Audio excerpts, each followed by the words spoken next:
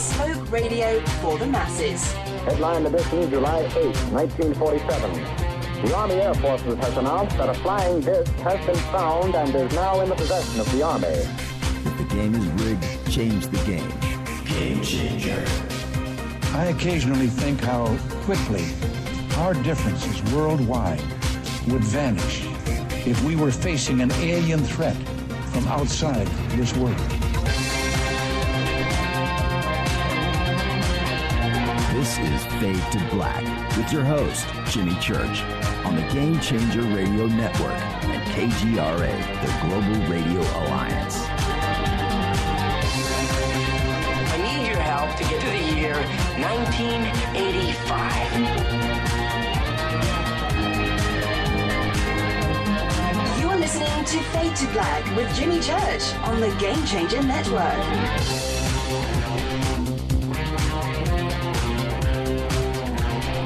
Well. Happy Monday. This is Fade to Black, bespoke radio for the masses. How you doing? It's Monday, December 5th, 340 days into the new year, just 26 days left. And I would like to welcome everybody listening all around the world, all across the United States. Hither and thither, to and fro, back and forth, up and down, east and west, north and south, far and near. This is Fade to Black for KJCR, the Game Changer Network, and KGRA, the planets. I'm your host, Jimmy Church. What is cracking, everybody? I'm in the chair. It's Monday. In a great mood. What an amazing week we have lined up in front of us. Tonight, author Lon Strickler is here.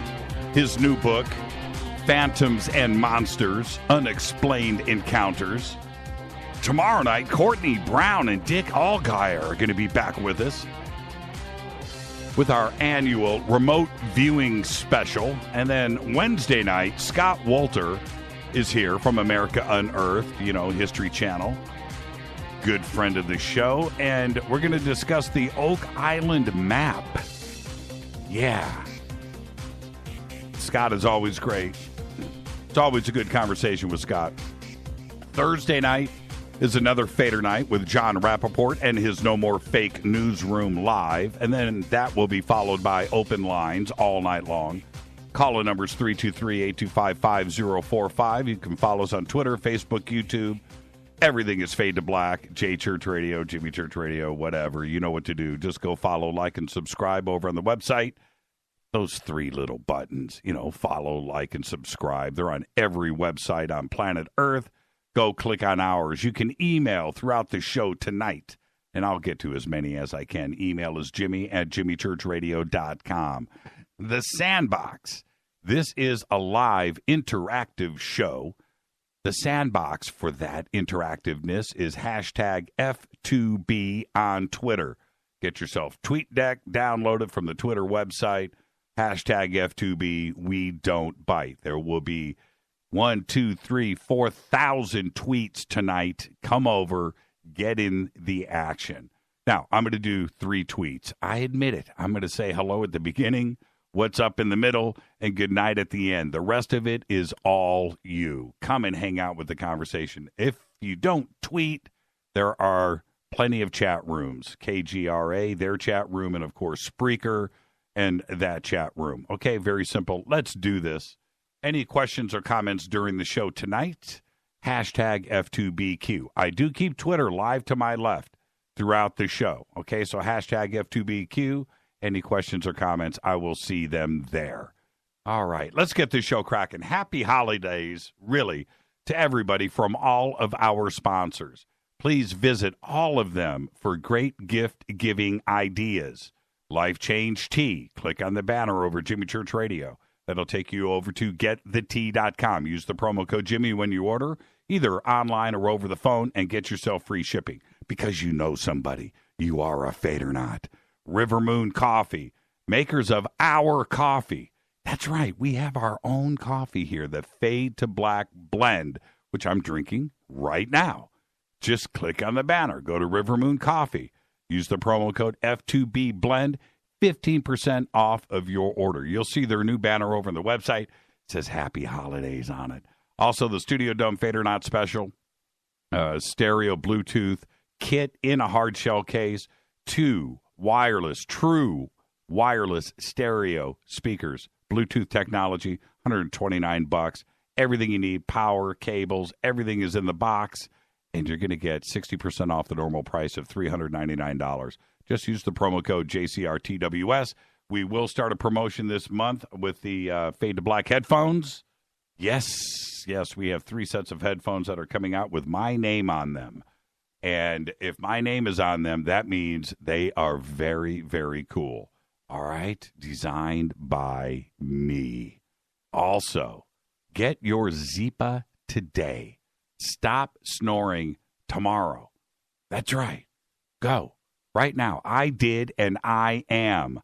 Just go to the banner on our site. It'll take you straight to Zyppah.com. That's ZYPPAH.com.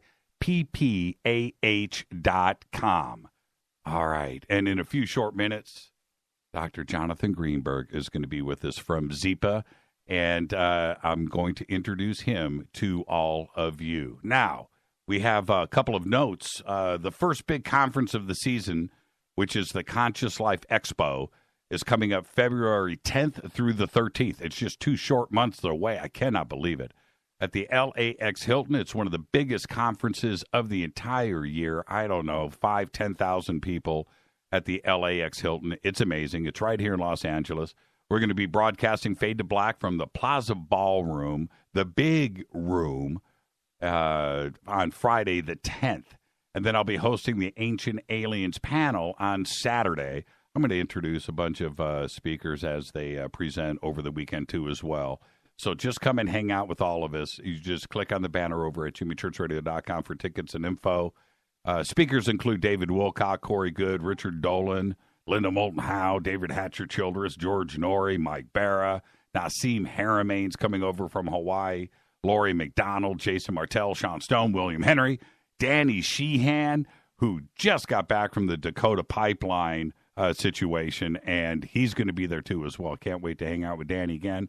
Oh, man. Whitley's going to be there. Daniel Brinkley, Laura Eisenhower, Del Bigtree from the director of Vaxxed is going to be there. Lisa Garr. Shall I continue? This is one of the premier events of the year, February 10th through the 13th. All right, let's get the show cracking. Happy birthday, too. Today, little Richard is 84. Yes, that's right.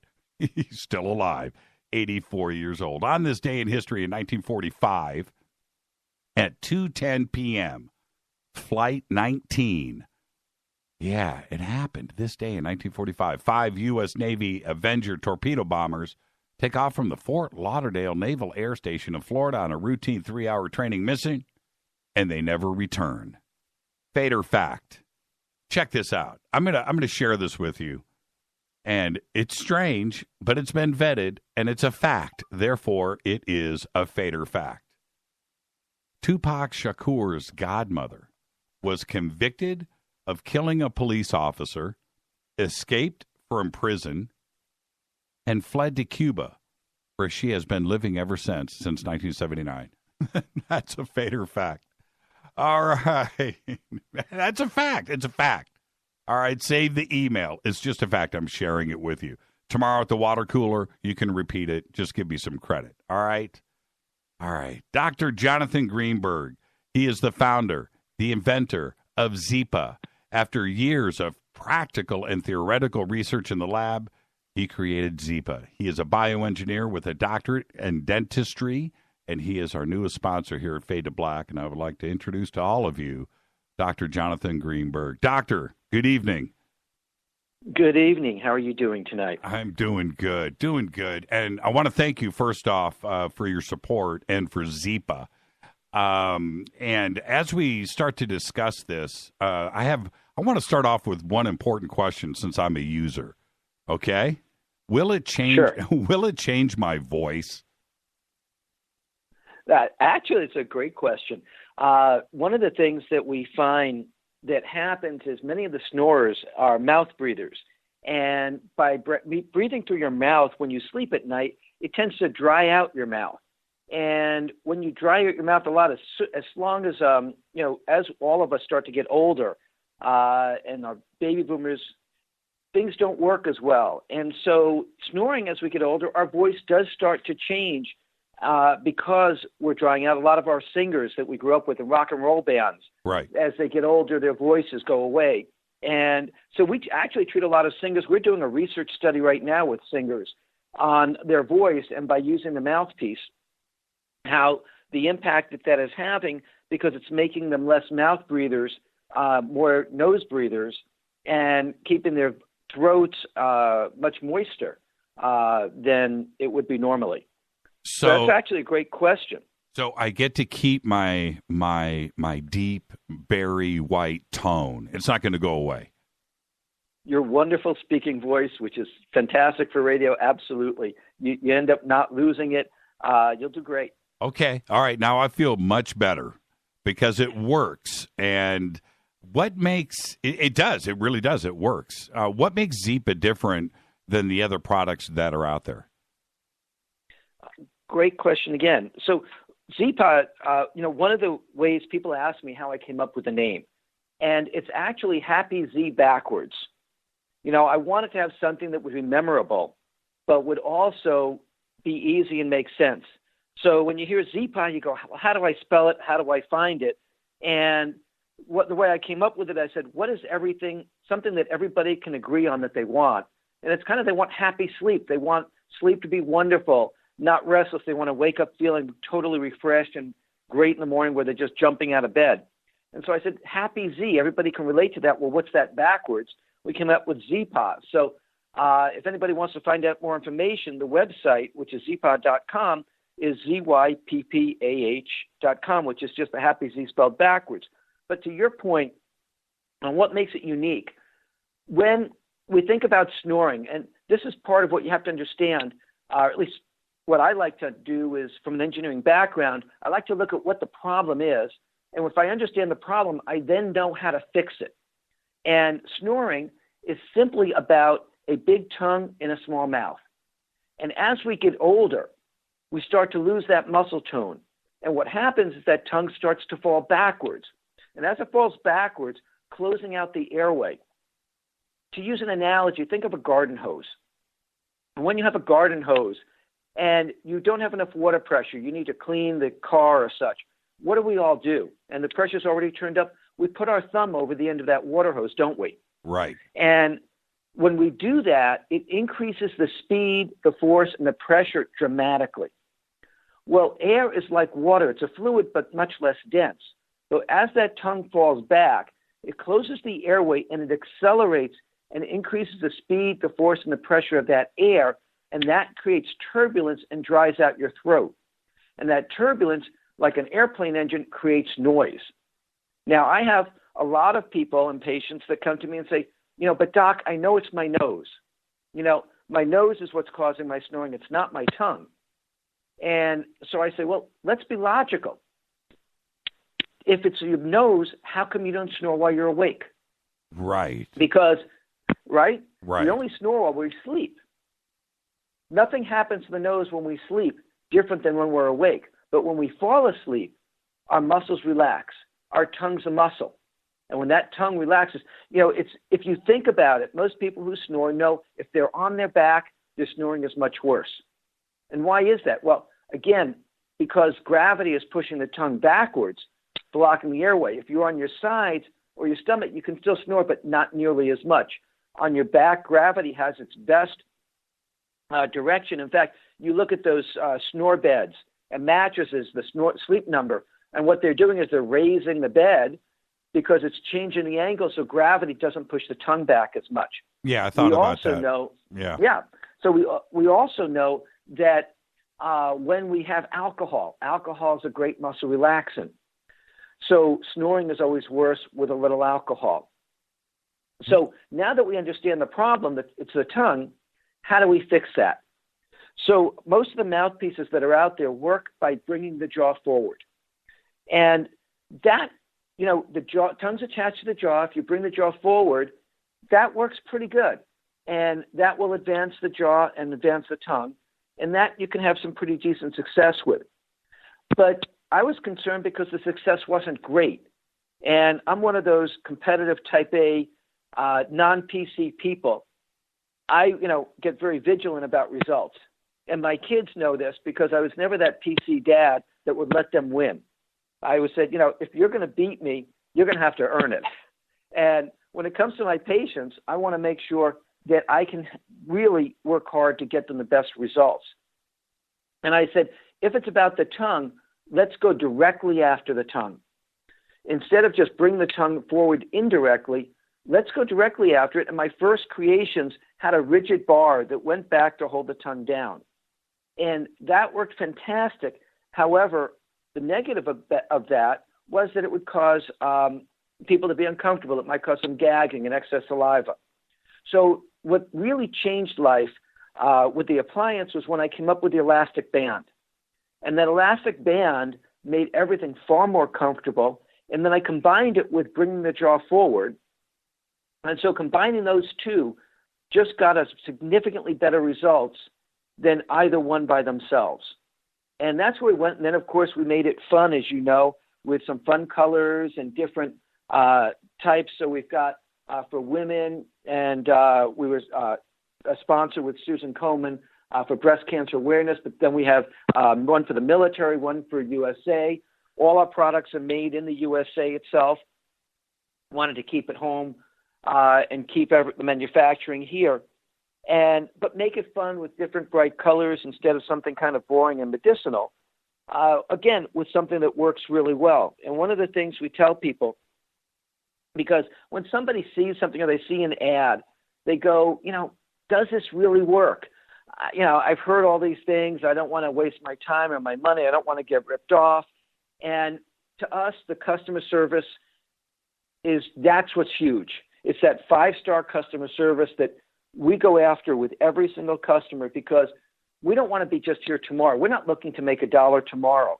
We want to change people's lives forever. And so we want to just create this revolution of getting rid of snoring, because you know what? When you think about snoring, it's really kind of the snorer, they're not bothered a lot by it. But the bed partners are really bothered tremendously. Yeah, let me jump in really quick. Do women snore as much as men? Actually, they do. Okay. Women aren't supposed to belch, and they're not supposed to pass gas. And yeah, sure. Right. Anatomically, they're like we are. Well, I was just reading a thing on Twitter. It says most snorers say they don't snore, and in parentheses, I'm looking at my wife, right? But another question. I have a big, booming, loud voice, right? I cannot control that. Do some snorers snore louder than others, and is there a reason why they do? Again, most of it has to do with proportions, size of the tongue relative to the airway. I mean, I had a woman patient that was in my office just about a week ago, and she was Asian. She was probably about 4'10", 95 pounds, soaking wet. Right. And she said, we live in this big 4,000 square foot house, 5 bedrooms. I sleep in the maid's room downstairs, away from everybody else who's upstairs on the other side of the house. And still, nobody in the house can sleep because my snoring is so loud, and that's why I'm here. And, we think it's this retired football player right. That's the snorer. But 30% of my patients in my practice are not a pound overweight. They're in tremendous shape. I have professional athletes that, have very lean body mass, triathletes, and they all snore. So certainly if you're obese, the snoring is going to be worse.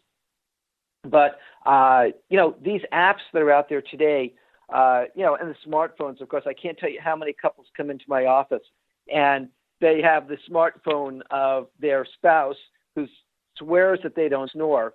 And there's the video of them snoring like a bear. Right. So, at every shape, size, of sound that you can imagine, we get it all. Where I know that it's made in the USA, and I'm proud that you do that. Was that a conscious decision on your part? Oh, absolutely. We said, something like this. There are a few parts to it. So one is, like to have it made in the USA. I think it's just a good thing for the economy. But two, doing it overseas, again, this has my name on it. It's got my reputation.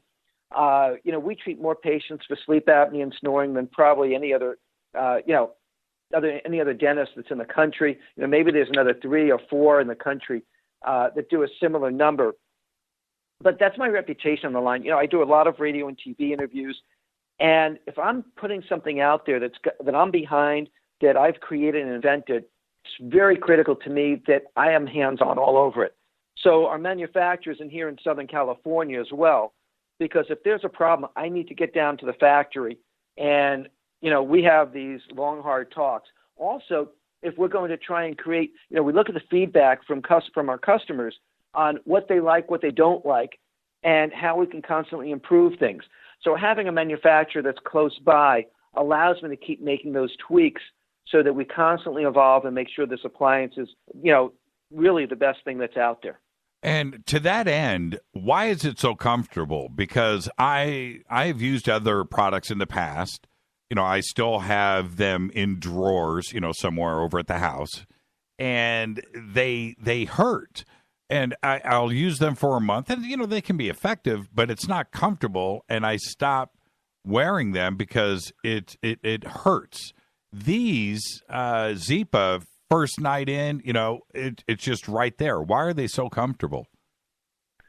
I think there's 2 reasons. Actually, there's a few. One is we made it as small as possible so that your mouth is not propped open. That's going to immediately cause it to be more comfortable. Number 2, we advance the jaw a very minimal amount, just a small amount, because if we advance it too much, that's going to cause stress on the muscles, and that's going to make it uncomfortable. And we can do that because we're relying on the tongue band. Now, a couple of things, and for listeners and anybody that purchase it, the mouthpiece, I want them to understand a couple of things. And that is, number 1, if you're not used to wearing a mouthpiece, when you first put it in, your subconscious mind thinks that it's food. So you're going to have a lot of saliva, and that's very normal. And then you're going to say, wow, I have difficulty swallowing. And in fact, your tongue's going to go, there's not much room in here for me. Now you're putting this big old thing of food in here, and I'm not particularly happy. The key to being successful with this mouthpiece is you put it in for about an hour before you go to sleep. And you do this for about somewhere between the first night and the first week.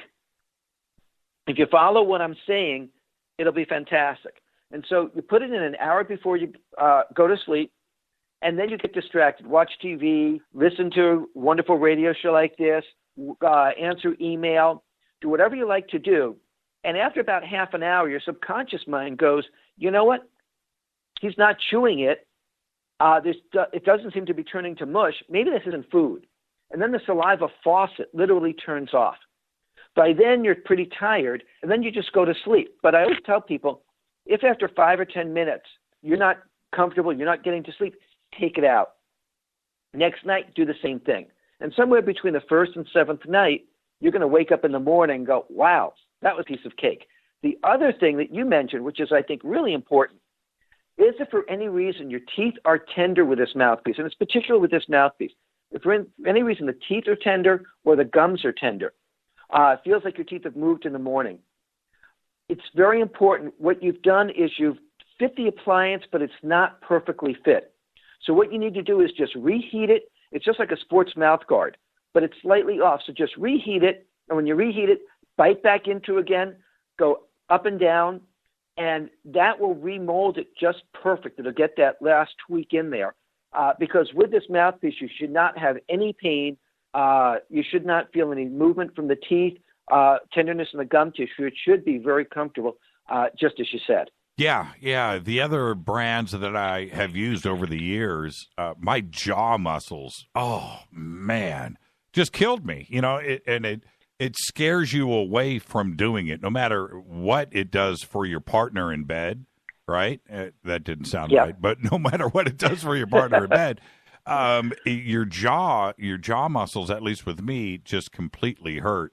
I wanted to say this really quick too. The The NBC News report that they did on snoring, they tested 3 different products. We don't need to, well, you can mention the other 2. I'm not going to, but yours was the only one. And to see that worked, and for NBC to present it like that, you had to come away from that feeling pretty good because it's right there. Yeah, it was the NBC Nightly News with Lester Holt, and Jeff Rawson did his investigative report. We knew nothing about it. So when it came out, it was as big a surprise as anything to us. You know, we've had the Jimmy ads, and, you know, it was kind of like the New Jersey, New York gangster, and Jimmy's kind of a lot of fun. So I think they were just picking on us because they thought it wasn't going to work. Right. And you could see Jeff Rawson's, you know, expression when it did work, and it was the only one of the 3 things. They had a chin strap and they had a pillow, and this was the other one. At the end, he goes, yeah, it was, if you want to stop snoring, you know, get this. And so, I mean, yeah, you couldn't pay for better advertising. We, you know, loved it. And, you know, that's kind of the stuff that just keeps happening to us, which we love. One of the things I want to mention to your listeners is, you know, right now, this season is one of the biggest seasons where snorers really get into trouble because you end up either as family, we end up traveling, or couples, and you don't want to get 2 hotel rooms. So even though a lot of people are sleeping in separate bedrooms because of their snoring, when they travel, they're in the same bedroom. It's gift-giving time. So the appliance, the mouthpiece, is the perfect stocking stuffer for a gift. It's just like that extra thing that says, you know what, I really do care about you, I really do love you, and I realize, or spouses can get it for the person that's snoring and say, please do this for me. I really need to get a good night's sleep. You know, and then we have guests visiting too. I just had somebody, actually it was a friend that ordered a whole bunch of these because they're having all kinds of guests coming in town over the holidays, and he knows a bunch of his family all snoring, giving one to each of them so that their house can be quiet. So it's a really neat time. It's, you know, snoring is the kind of thing that we always kind of laughed about, and it was a lot of fun. But now, you know, what I'm excited is we have this kind of simple mouthpiece. You know, it's amazing when you get a good night's sleep and how when it's quiet, it actually improves your REM sleep, which is your when you dream. The REM is the rapid eye movement. And that's when you do most of your dreaming. And when you get really good REM sleep, that's when you wake up feeling like $1 million. So that's a lot of fun. Dr. Greenberg, I want to thank you for all that you do, and thank you for joining the Fade to Black family. And we'll get you on next month. I have so much more that I want to discuss with you, but the product is great, and everybody just go to Zypa.com, and you can just click on our banners on the website. It'll take you straight there. Dr. Greenberg, thank you so much. And thank you for having me. This is wonderful, and I'm looking forward to being part of your family. Yeah, and next month I want to find out how you found Jimmy. He's great. Thank you so much. That's a fun story. I think your listeners will love that. Thank you so much, Dr. Greenberg. Be safe out there. Okay. Dr. Greenberg, Zypa, ZYPPAH.com. It works. I did. You should too. This is Fade to Black. I'm your host, Jimmy Church. When I come back, author Lon Strickler. It's going to be right here, Phantoms and Monsters. Thank you, Dr. Greenberg. All the best.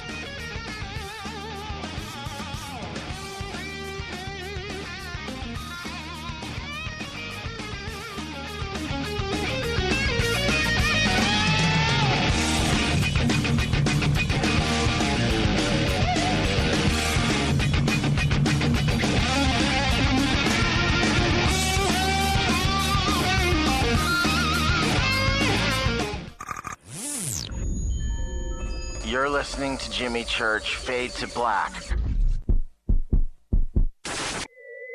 Fade to Black will now pause for alien identification. The station that talks the net. KGRA Radio. When you take the beans from Central America with dashes of Indonesian and African mixed in and then roast it to the dark side of Fade to Black, you create the ultimate brew of fringe. Introducing the Fade to Black blend from River Moon Coffee. Yes, River Moon's darkest customized roast was created for the love of Fade to Black. The alchemy of masterful roasting and smoking the beans is in every sip of this full-bodied dark Java. I need my coffee dark, deep, with distinct bittersweet chocolate highlights, just like the bunker. Leaning further into the darkness of the roast is Fade to Black Blend from River Moon Coffee. Just click on the banner at jimmychurchradio.com and use the promo code F2BBLEND for 15% off of your order today. Go Beckley Teppy.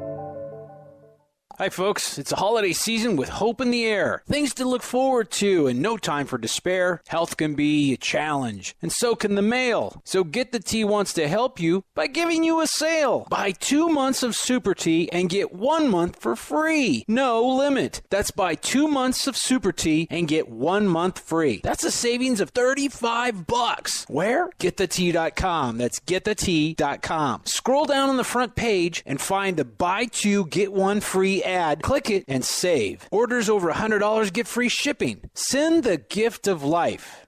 Change tea at GetTheTea.com. We have many, many non-GMO organic supplements just waiting for you. This holiday season, enjoy health and Thanksgiving with GetTheTea.com. Want to call us? 928-308-0408. That's 928-308-0408. GetTheTea.com is a proud sponsor of Doing What's Right. That's GetTheTea.com. 9 out of 10 geneticists agree. Fade to Black is not your father's radio show on the Game Changer Radio Network and KGRA, The Planet. Hi, this is Chase Kletsky with Fate Magazine Radio, and you're listening to Jimmy Church and Fade to Black on the Game Changer Network and the KGRA digital broadcast station, where the Fade or Nots rock. Hi, this is Rob Reiner from Anvil, and you're listening to JimmyChurchRadio.com. What's up? I'm Chris. What up? This is Kyle Manson. You're listening to Jimmy Church Radio.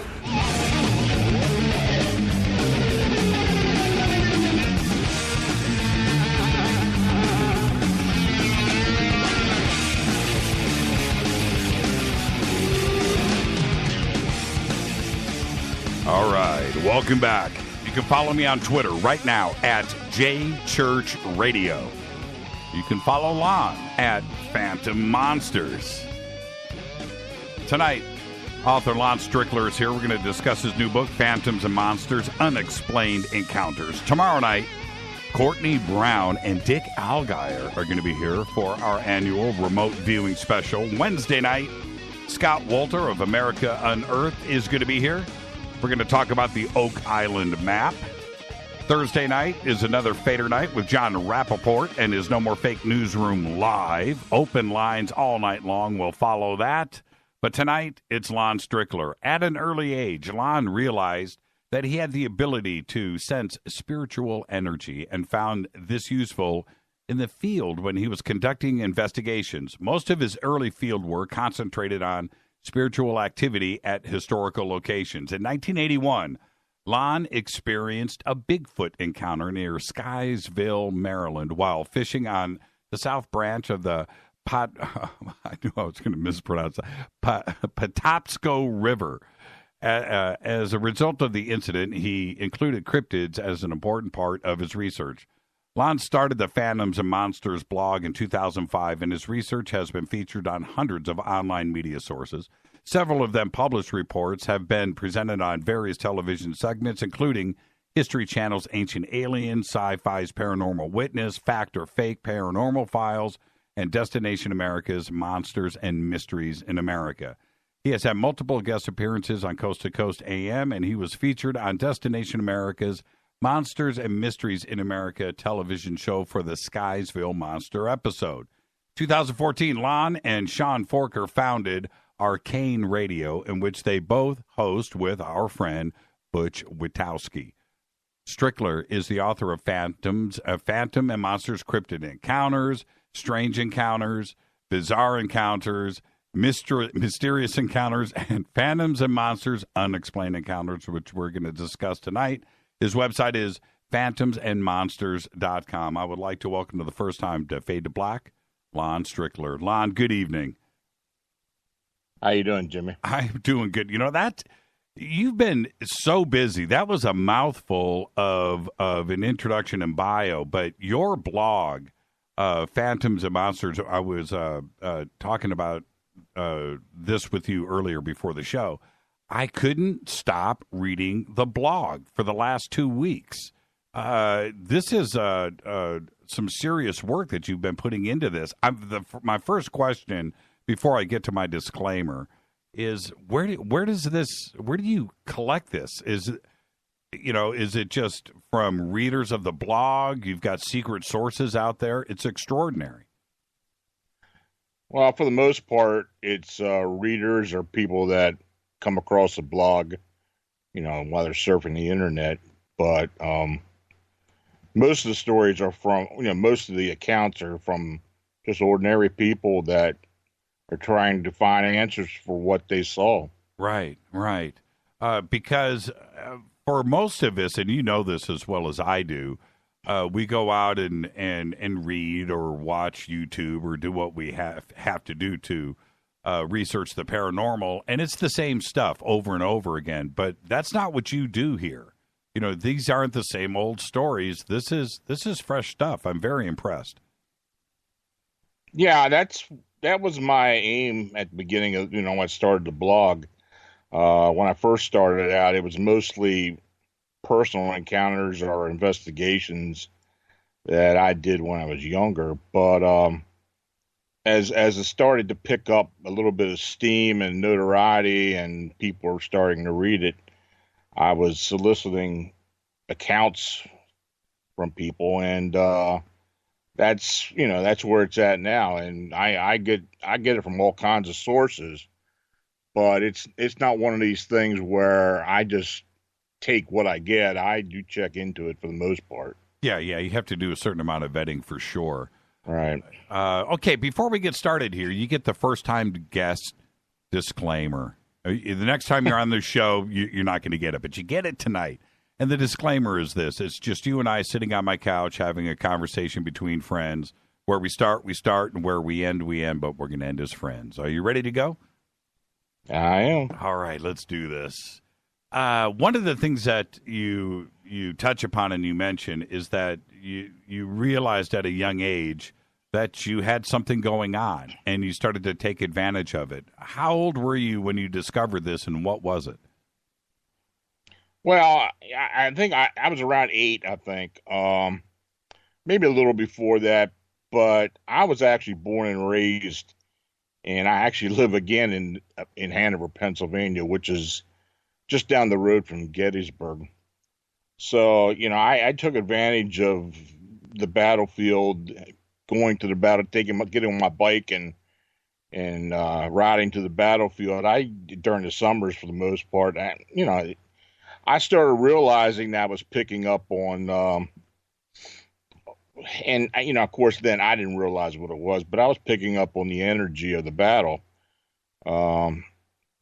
I would sometimes notice apparitions or residual energy, but it ran the gamut from actually seeing movement, hearing gunfire, smelling gunpowder, smelling blood.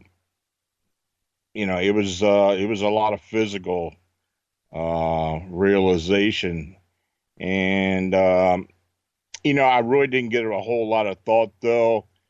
I did spend a few nights out on the battlefield. Well, I snuck on the battlefield. You're not supposed to be out there at night, but I'd sleep out there, and I witnessed a lot of odd things while I was doing that. I remember I was on tour with a band, and the bus driver says, "Hey, man, we're going by Gettysburg. Let's cruise by." And I was like, you know what? Let's not. I talked him out of it. I know that there has got to be tremendous energy and vibe and leftover and residual stuff going on all over the place there. And it kind of freaked me out. And I talked him out of it. Now looking back, I regret it. But I was scared, man. I was chicken. There has to be a lot of stuff going on all the time. Oh, yeah, it is. It really is. it's like a mecca for paranormal investigators, basically. And there are certain hot spots on the battlefield where people repeatedly see things or experience things. And I've been all over that battlefield, and I think it's safe to say I've probably had several dozen, really intense experiences. Well, share one with us. What happened? Well, I think the biggest one I had, or the best one I had, was one evening. I had just gotten my license, so I was 16, and I was driving on the battlefield before they closed up. And I was on the road heading by an area called Spangler Spring. And I had a girl with me. And we weren't going out to do anything but just observe. Right. You may not believe that, but and I was telling her that this area was known for a apparition or a specter that would be seen walking across the road. And before that point, I had never seen it. I had just heard reports of it. So we pulled on the side, and it's just basically a macadam road. And we sat there a couple minutes, and not long after there was a cropping of rocks above the spring, and we started seeing something that was light in color, white, moving down along the rocks. And as we observed it, it basically was the shape of a woman in white that just moved from right to left across the road. And that apparition was probably one of the best that I've seen there. I've seen a lot of different ones, but that was the most pronounced one. What did she think? Yeah, she flipped out. Right. She flipped out. Actually, her and I had another experience together. There's an area just east of Gettysburg, near Bonneville. It's a graveyard, actually. It's called the off the Low Dutch Road. And we were sitting in a car just listening to music by this cemetery. And I've always been interested in going to cemeteries when I was younger, just, see what, came up. And we were sitting there, and all of a sudden something banged on my car hood. Couldn't see anything, but it was like somebody took their fist and banged on it. And she fainted. She scared the hell out of me that night, and we took off. But there was nothing. We couldn't see anything. Nothing was thrown at us. So, yeah. I just got 3 or 4 tweets right in a row. I don't know if you're watching Twitter right now, but all asking the same thing. What happened with the Bigfoot encounter in Sykesville in 1981? That's Sykesville. Sykesville, Maryland. That was actually part of a Monsters and Mysteries episode I was on, and it was something that I had really never thought about before, as far as cryptids or Bigfoot. I knew of Bigfoot. Back then they had the Boggy Creek movie that had come out not long, and but I was just at that time, just when I would go investigating, it would just be for spiritual or paranormal activity. Well, anyway, I was the date was May 9th, 1981, and it was about 10 o'clock in the morning, so it was light out, and I was fly fishing on the south branch of the Patapsco River. This was approximately 1 mile downstream from Route 32, which is near Sykesville, Maryland. It was a nice sunny day, about low 60s, and I was in an area of the river that flattens out and empties into a larger pool. And it's actually an area I had been to many times before. So I was on the south bank of the river, and I was in one of this flat area that empties into a deeper pool, and I noticed a stray mixed breed dog sniffing around the weeds in the thickets on the north bank, the other side of the river. I'd say the dog was maybe 40, 50 yards from me, and it was kind of weaving in and out of the brush. I didn't really pay it much attention, though I knew it was out there. So I just put it out of my mind and started concentrating on fishing. So after a few minutes or so, I heard the dog barking and growling. Now, I figured he maybe had stirred up a deer or was another animal there he's after. But when I looked in the direction of the noise, I noticed something dark and hairy bobbing up and down in the thickets. So I stopped fishing and tried to move a little closer. I had hip waders on, but I couldn't really get through that much closer. But as I was looking, I noticed the dog stopped barking. Then suddenly I heard the dog let out a yelp. And this creature stood up, and the best I could tell, that it was about 7 to 8 foot tall, and it had dark matted hair on the body. I could only see the body from the chest up because the rest of the body was obscured by the weeds. Right. I stood completely still, but I could hear this thing making ticking sounds, and I assumed later on it was like making, clicking its teeth together. Oh, that's so wild. Yeah, that was odd. So it started walking slowly through the thicket toward the woods. Basically, it went from the right to left for me. So I tried to follow it somewhat, but I couldn't with the waders on. And but I did notice a real weird smell. It was like a musky smell, like a fox urine smell. Something we used to use when we used to go hunting. So I wanted to get a better look at it, but it was just simply too fast. It turned on a dime and started walking up in the woods. Now, it wasn't running, but I didn't know what it was at the time. And, to this day, I really don't know what it was.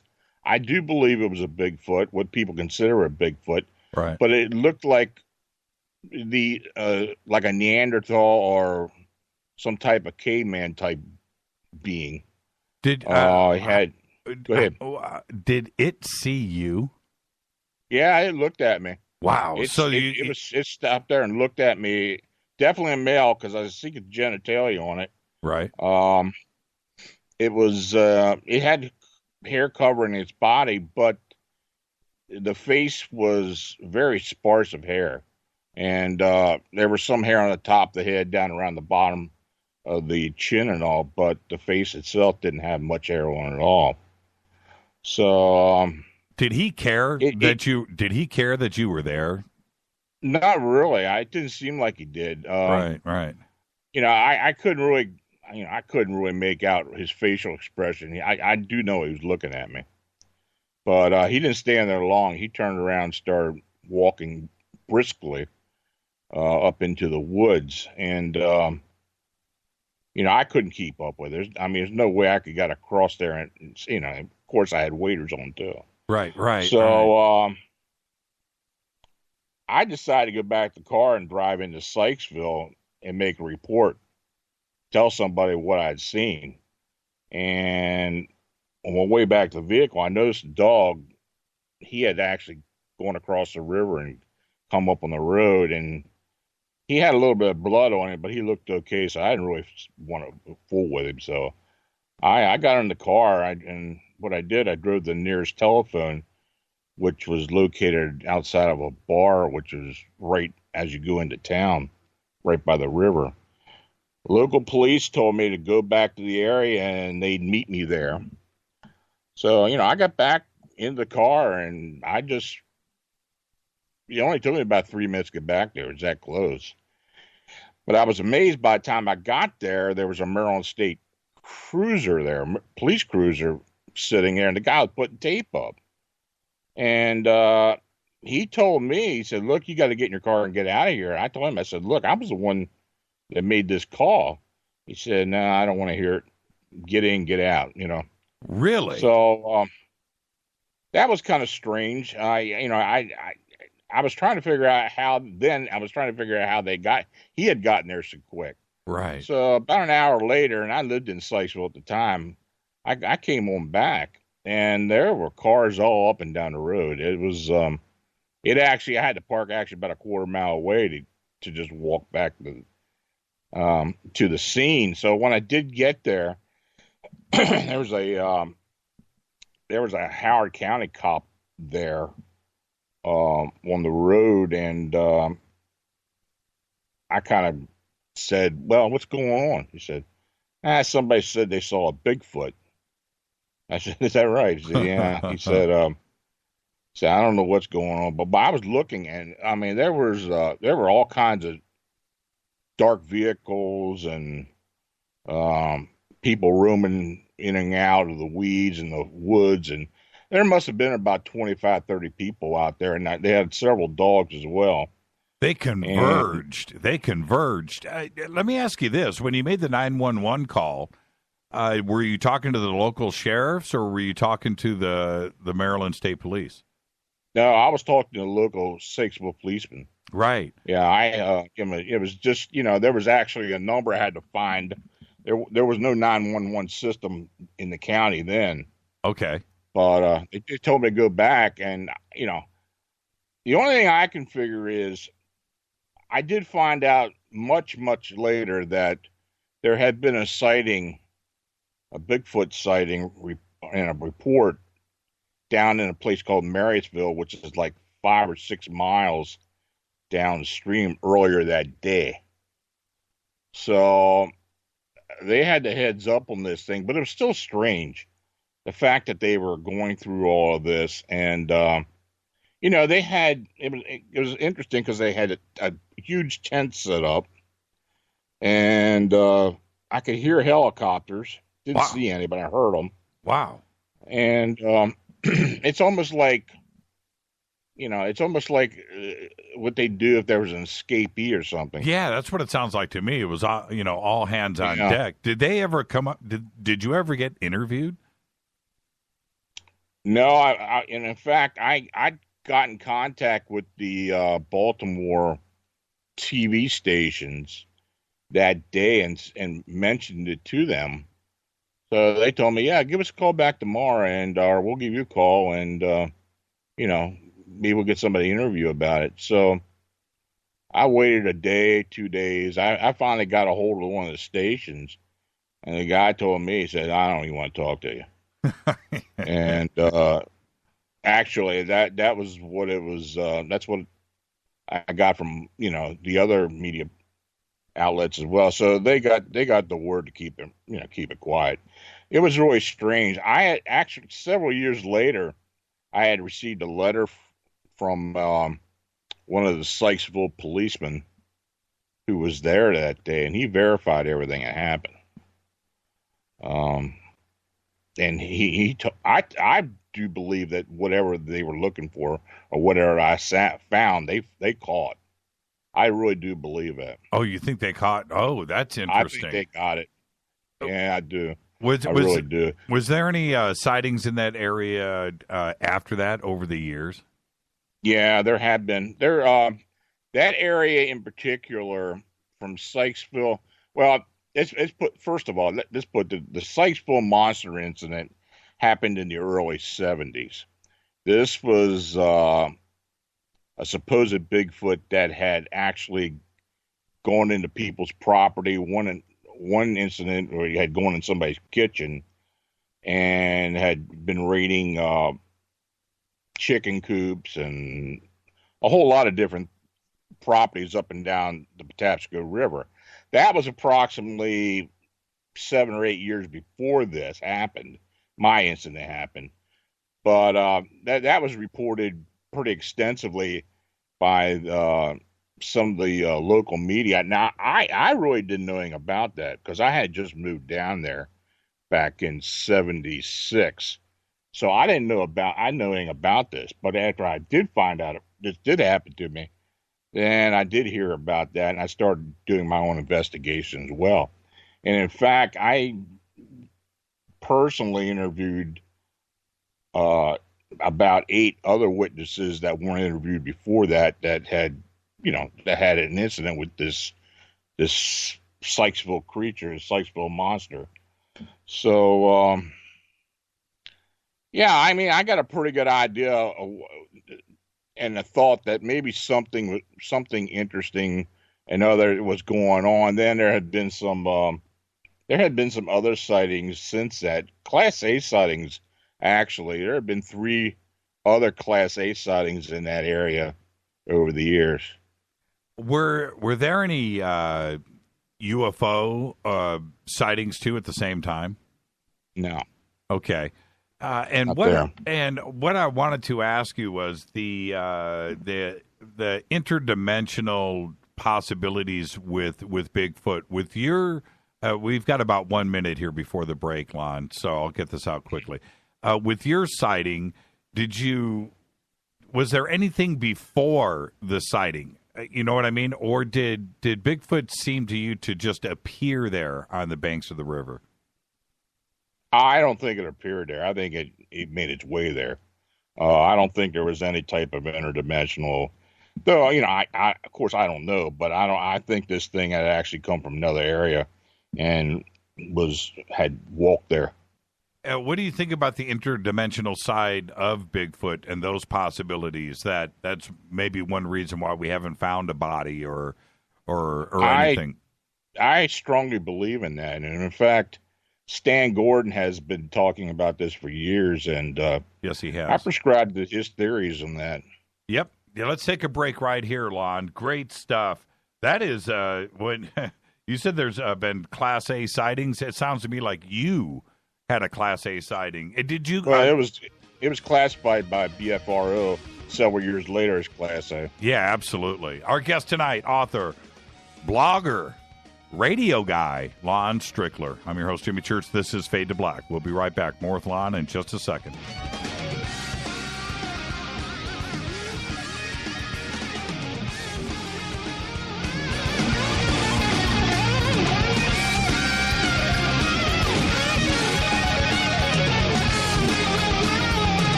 This is Fade to Black with Jimmy Church on the Game Changer Radio Network and KGRA, the Global Radio Alliance.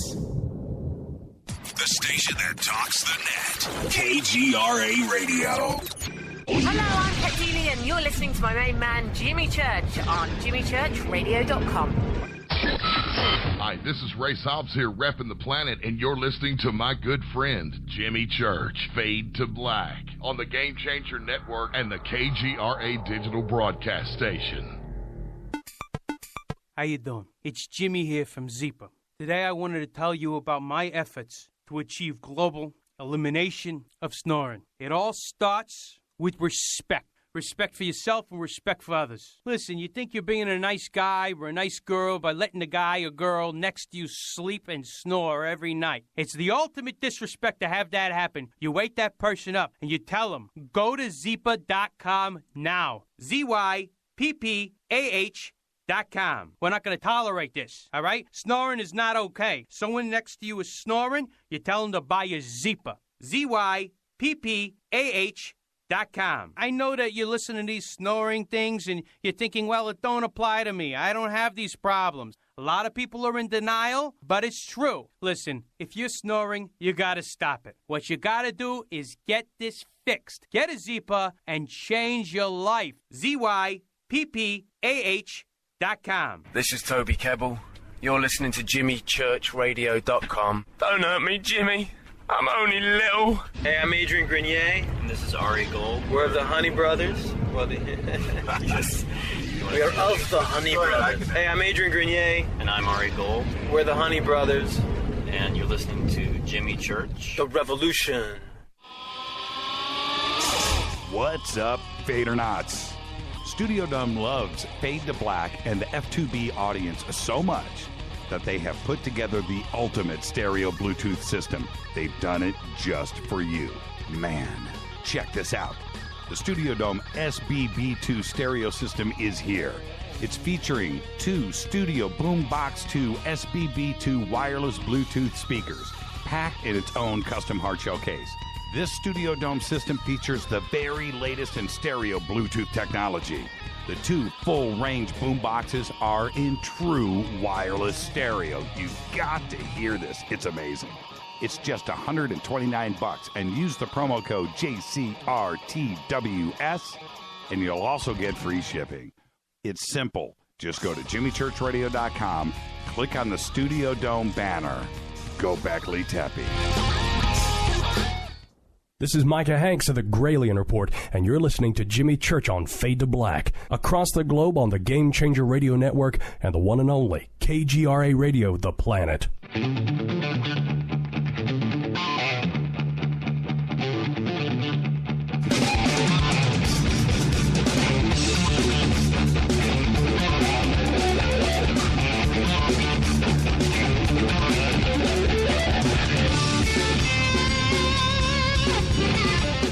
Welcome back, Fade to Black.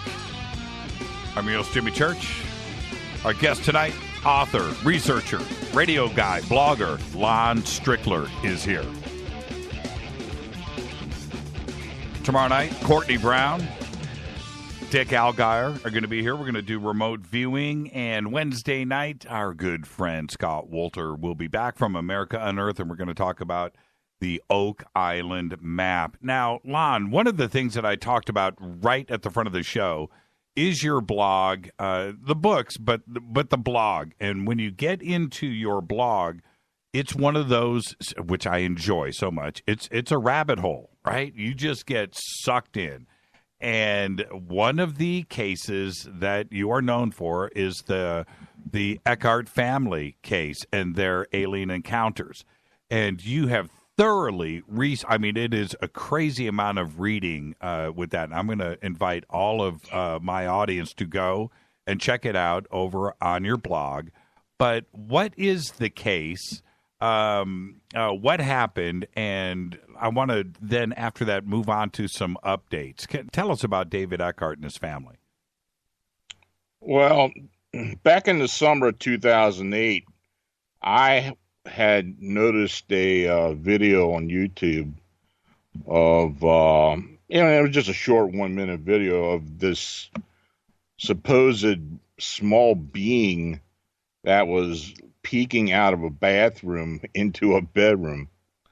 And I looked at it and I thought, oh, this is interesting. I didn't know what to think of it, but it intrigued me enough to send an email to the person who had put it up there, and this was David Eckhart. I had talked to him and asked him what was going on, and if he had had this investigated. He told me, he said, well, I'm looking for somebody to help me investigate this because MUFON won't touch it here in Florida, and there have been other people that are just basically not believing my story. So his story was that, well, he lived in a large home in a wooded area just outside of Pensacola, Florida.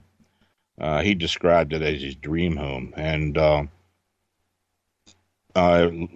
had large rooms and cathedral ceilings, lots of room for the family. And David is a successful carpenter and contractor, but for whatever reason, he started noticing that at nighttime, things just didn't seem right.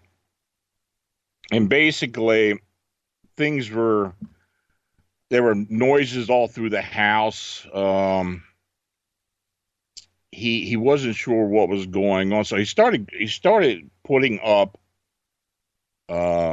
video equipment to see if he could catch whatever it was that he thought was in the room.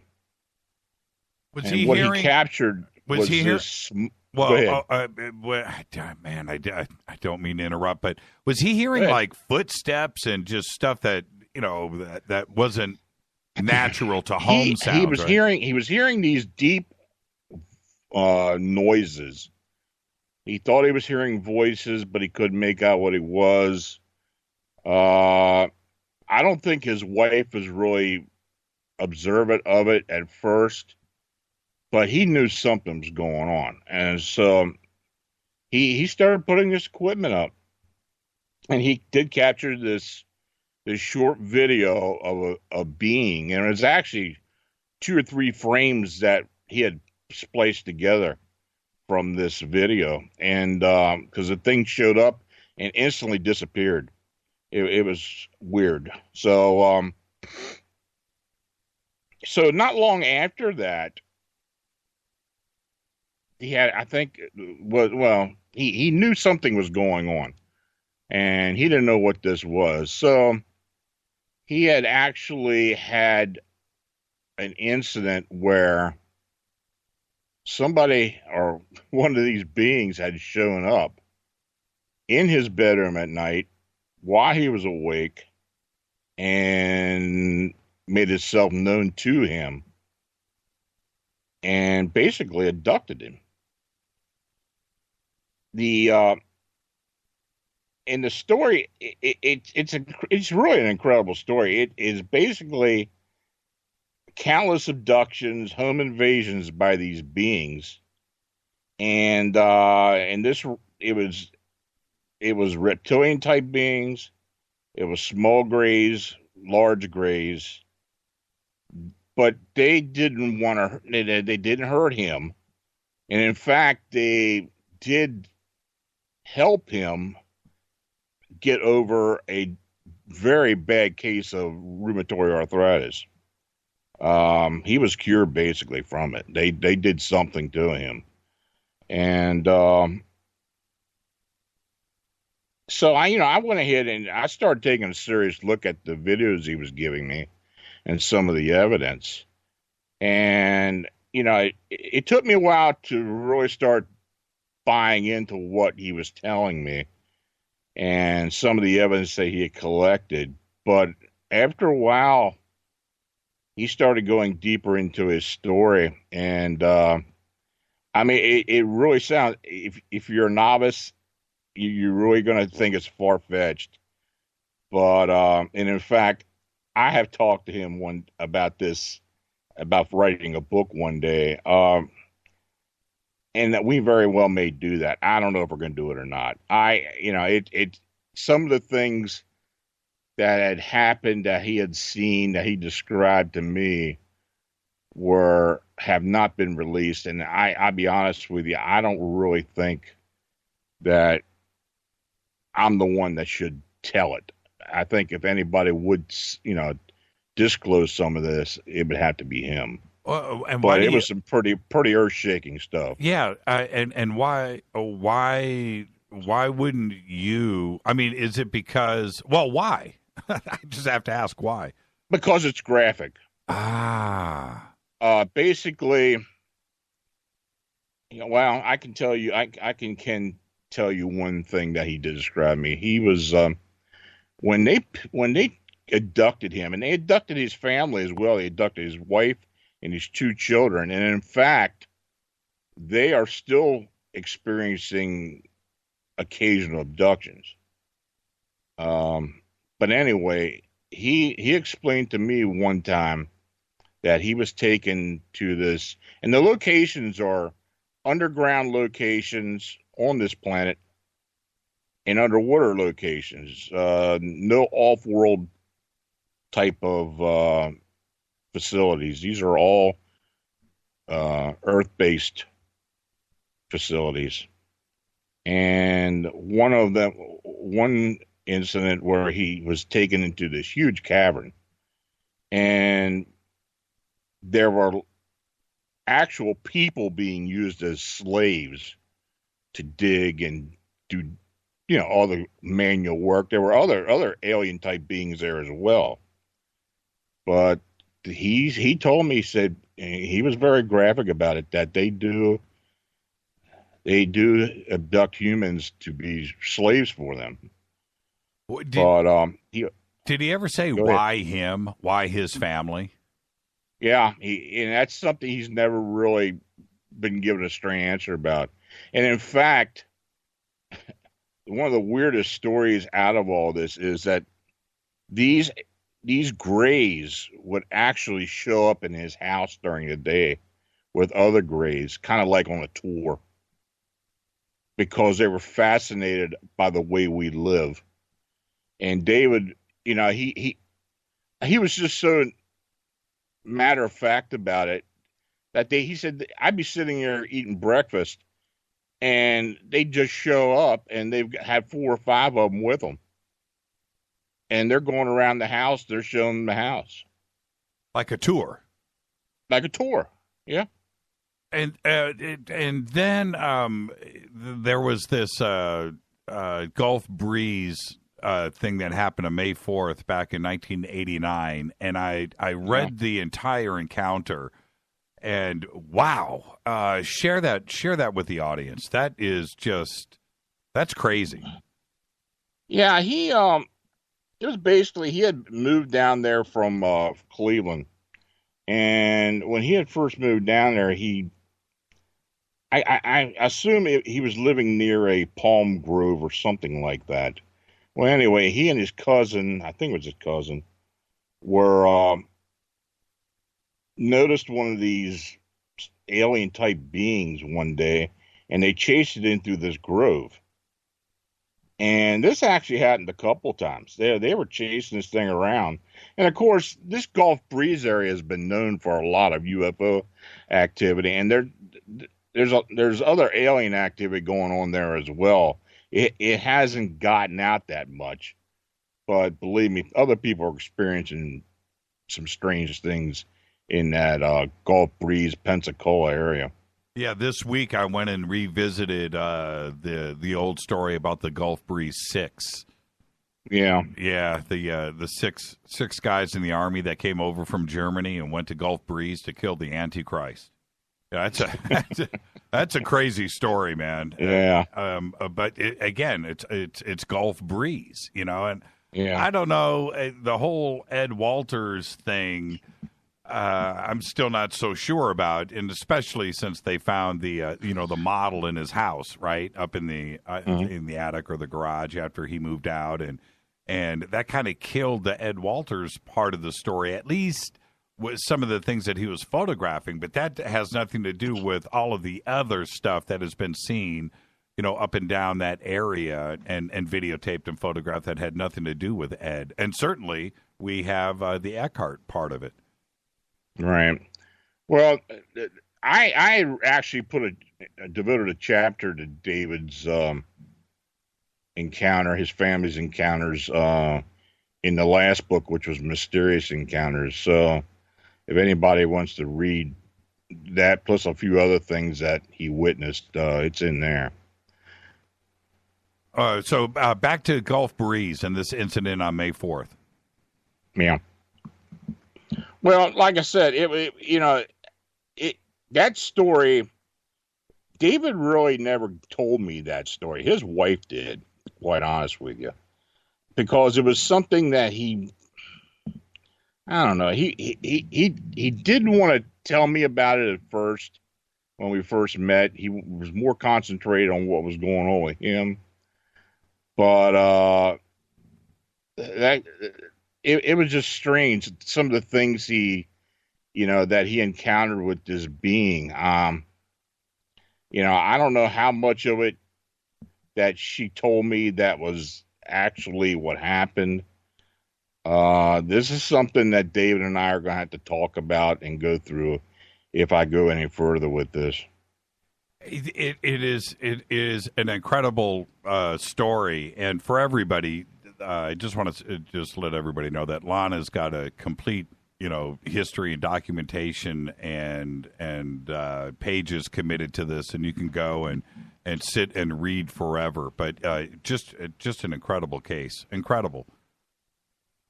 Yeah, he had captured some very interesting photographs as well during this during these encounters in his bedroom for the most part. And he did it. It was a pretty, I don't know. It was a unique way he did it. He actually had a smoke machine that he would set off in his bedroom, and he discovered that these entities would show up while he had that smoke machine on, and he could see them, and he'd take photographs of them, and some of the photographs are in that book, and they're on the website too. And moving on, I want to get to the new book too as well. But the Todd Seas case, I covered it. It was probably 2 years ago, and covered it then. What was amazing to me is how much the audience out there knew about the case. But it is a case that the media and other researchers in ufology don't cover. They don't cover this case. Why do you think that is? Because it's an extraordinary case. I think there's actually been a big cover up with this thing. Now, why they want to cover it up, you can say, well, because of the actual incident, and there's a strong possibility that he was abducted and killed by whatever. But the whole incident itself was strange, and the initial report was filed by Peter Davenport at New Fork, and his report was kind of taken as word for many, many years. I was never satisfied with it. And I was determined in 2013, I was determined to look into it. So I started asking questions basically and getting nowhere. Well, when Butch Witkowski contacted me and told me what he had and that he was investigating the same case, we decided to hook up and work on it. And some of the things we had found were pretty interesting and something that was never covered. And every time we tried to get a hold of some of the officials that were actually there that day, nobody wanted to talk. We did get the full autopsy report, and a lot of things didn't add up. The way the body was found, which was very, very near a pond by the house, after they had over 200 people in the area searching for this guy for 36 hours. Right. And the body just suddenly shows up dead, Right next, and very close to his house, his cabin, or it was like 70 feet away from the house. Right.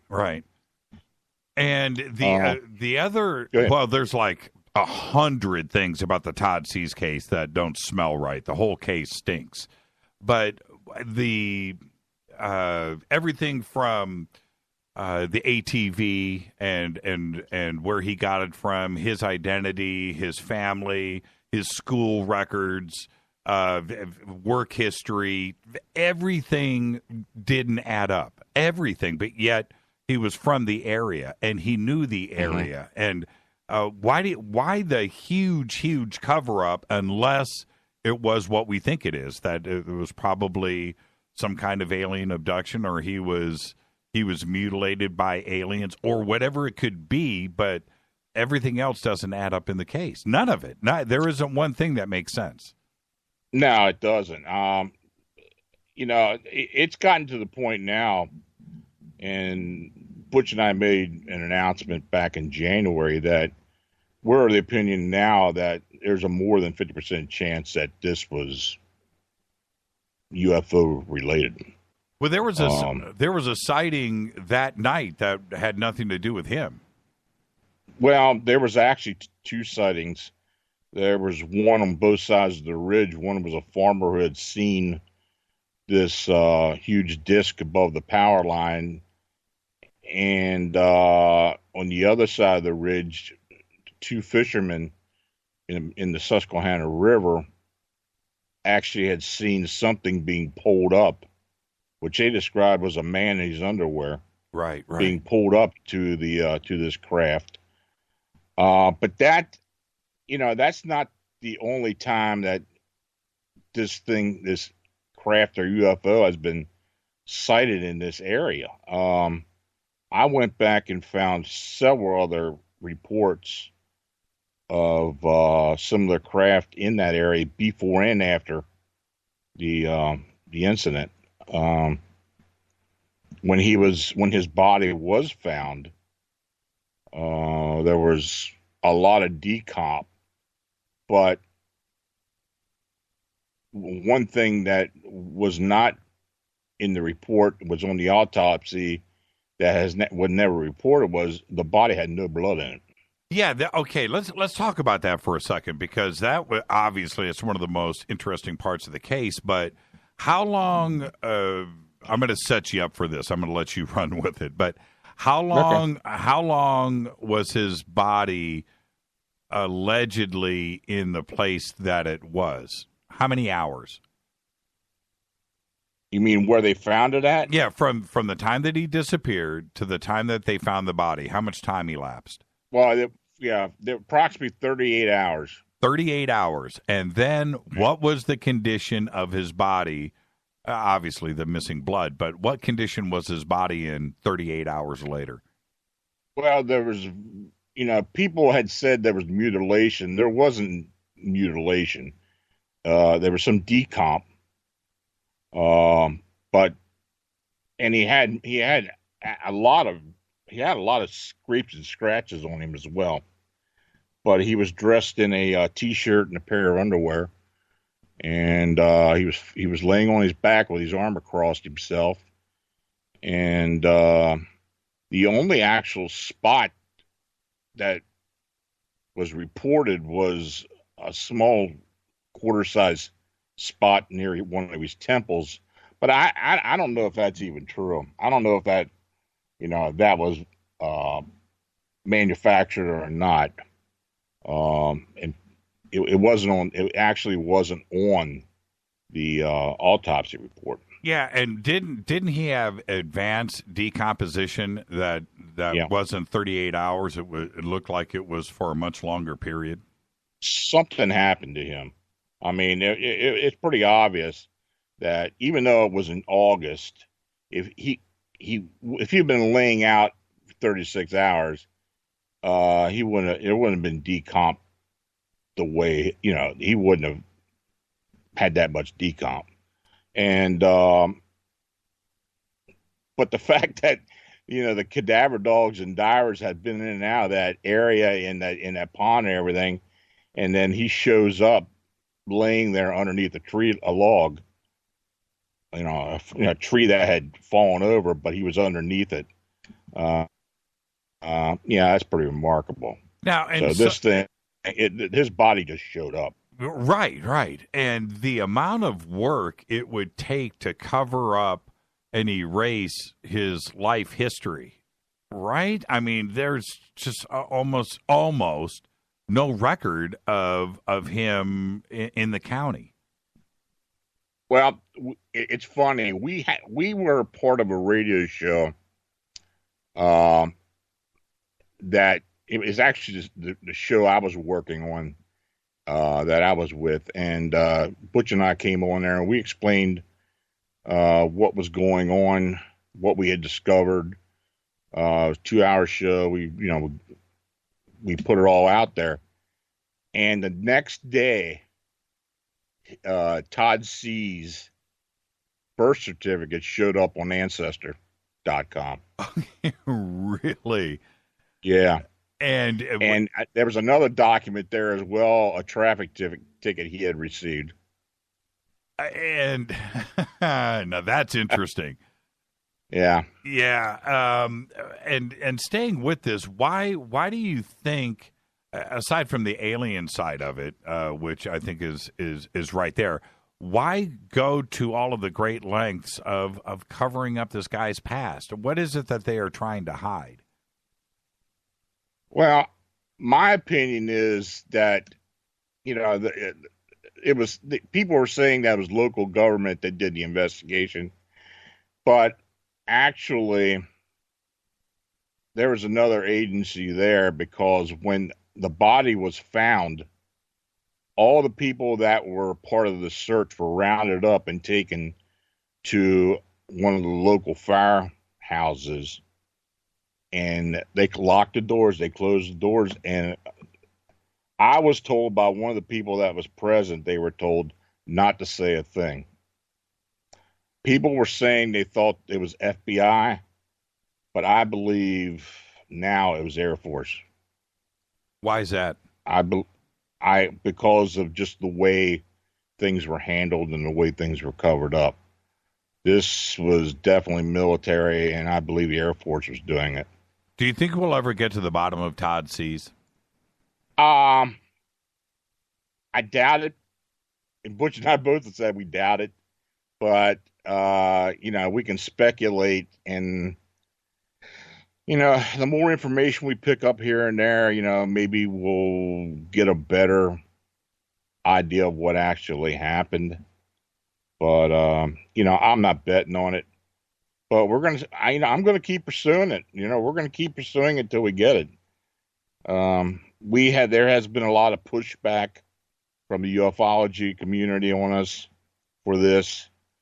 In particular, certain people in the state of Pennsylvania who are with MUFON, they have been ridiculing us and trying to get us, try to make us look like a bunch of idiots. But I'm sorry, we're gonna keep going at it. How close is it to the 37th parallel? I have no idea. Okay. Well, I was asking for Butch. Let's take a break right here, Lon. And okay. It's Fade to Black. Lon Strickler is our guest. When we come back, we're going to jump into his book, Phantom and Monsters, Unexplained Encounters. This is Fade to Black. I'm your host, Jimmy Church. More with Lon right after this short break. Stay with us.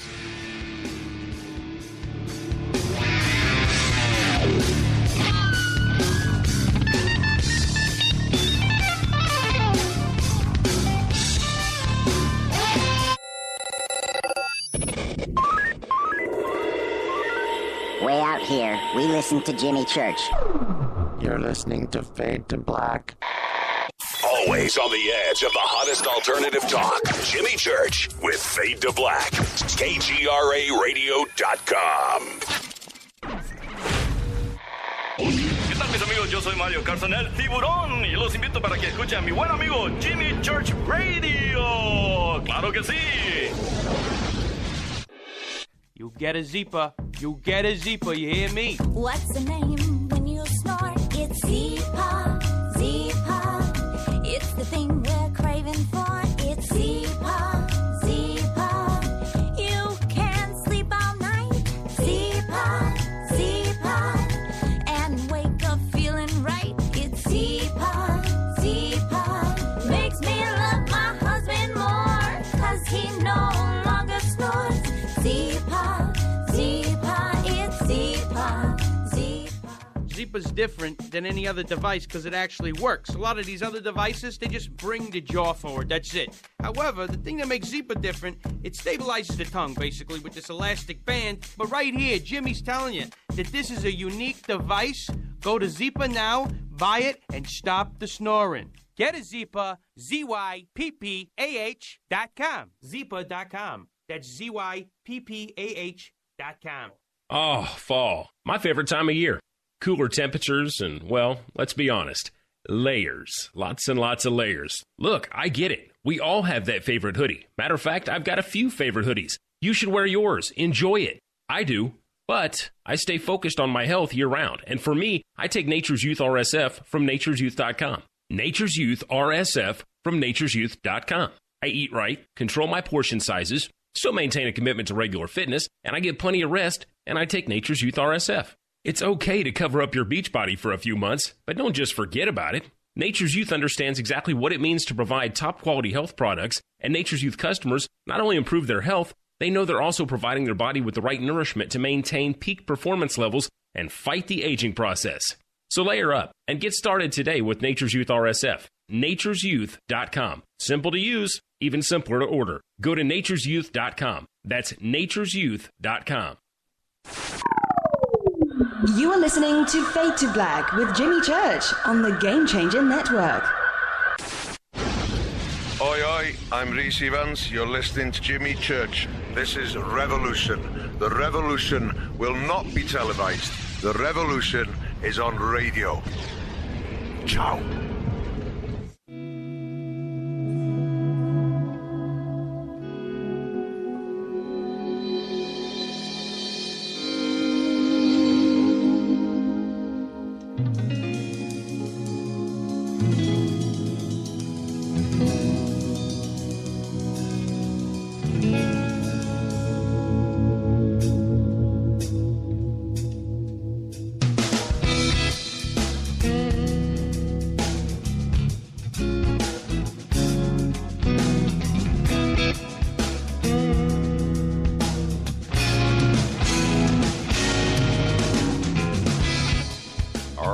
Welcome back, Fade to Black. Our guest tonight, Lon Strickler.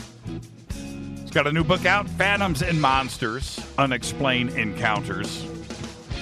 And I want to get into this right now.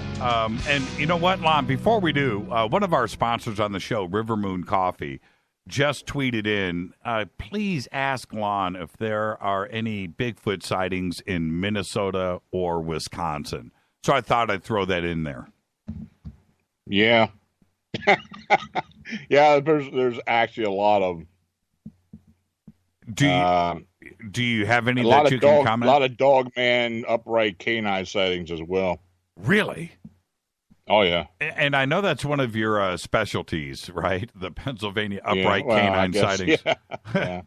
Yeah. What is going on there? Because you have Skinwalker Ranch, lots of American Indians talking about this around the country. Lots of urban legend, too, as well.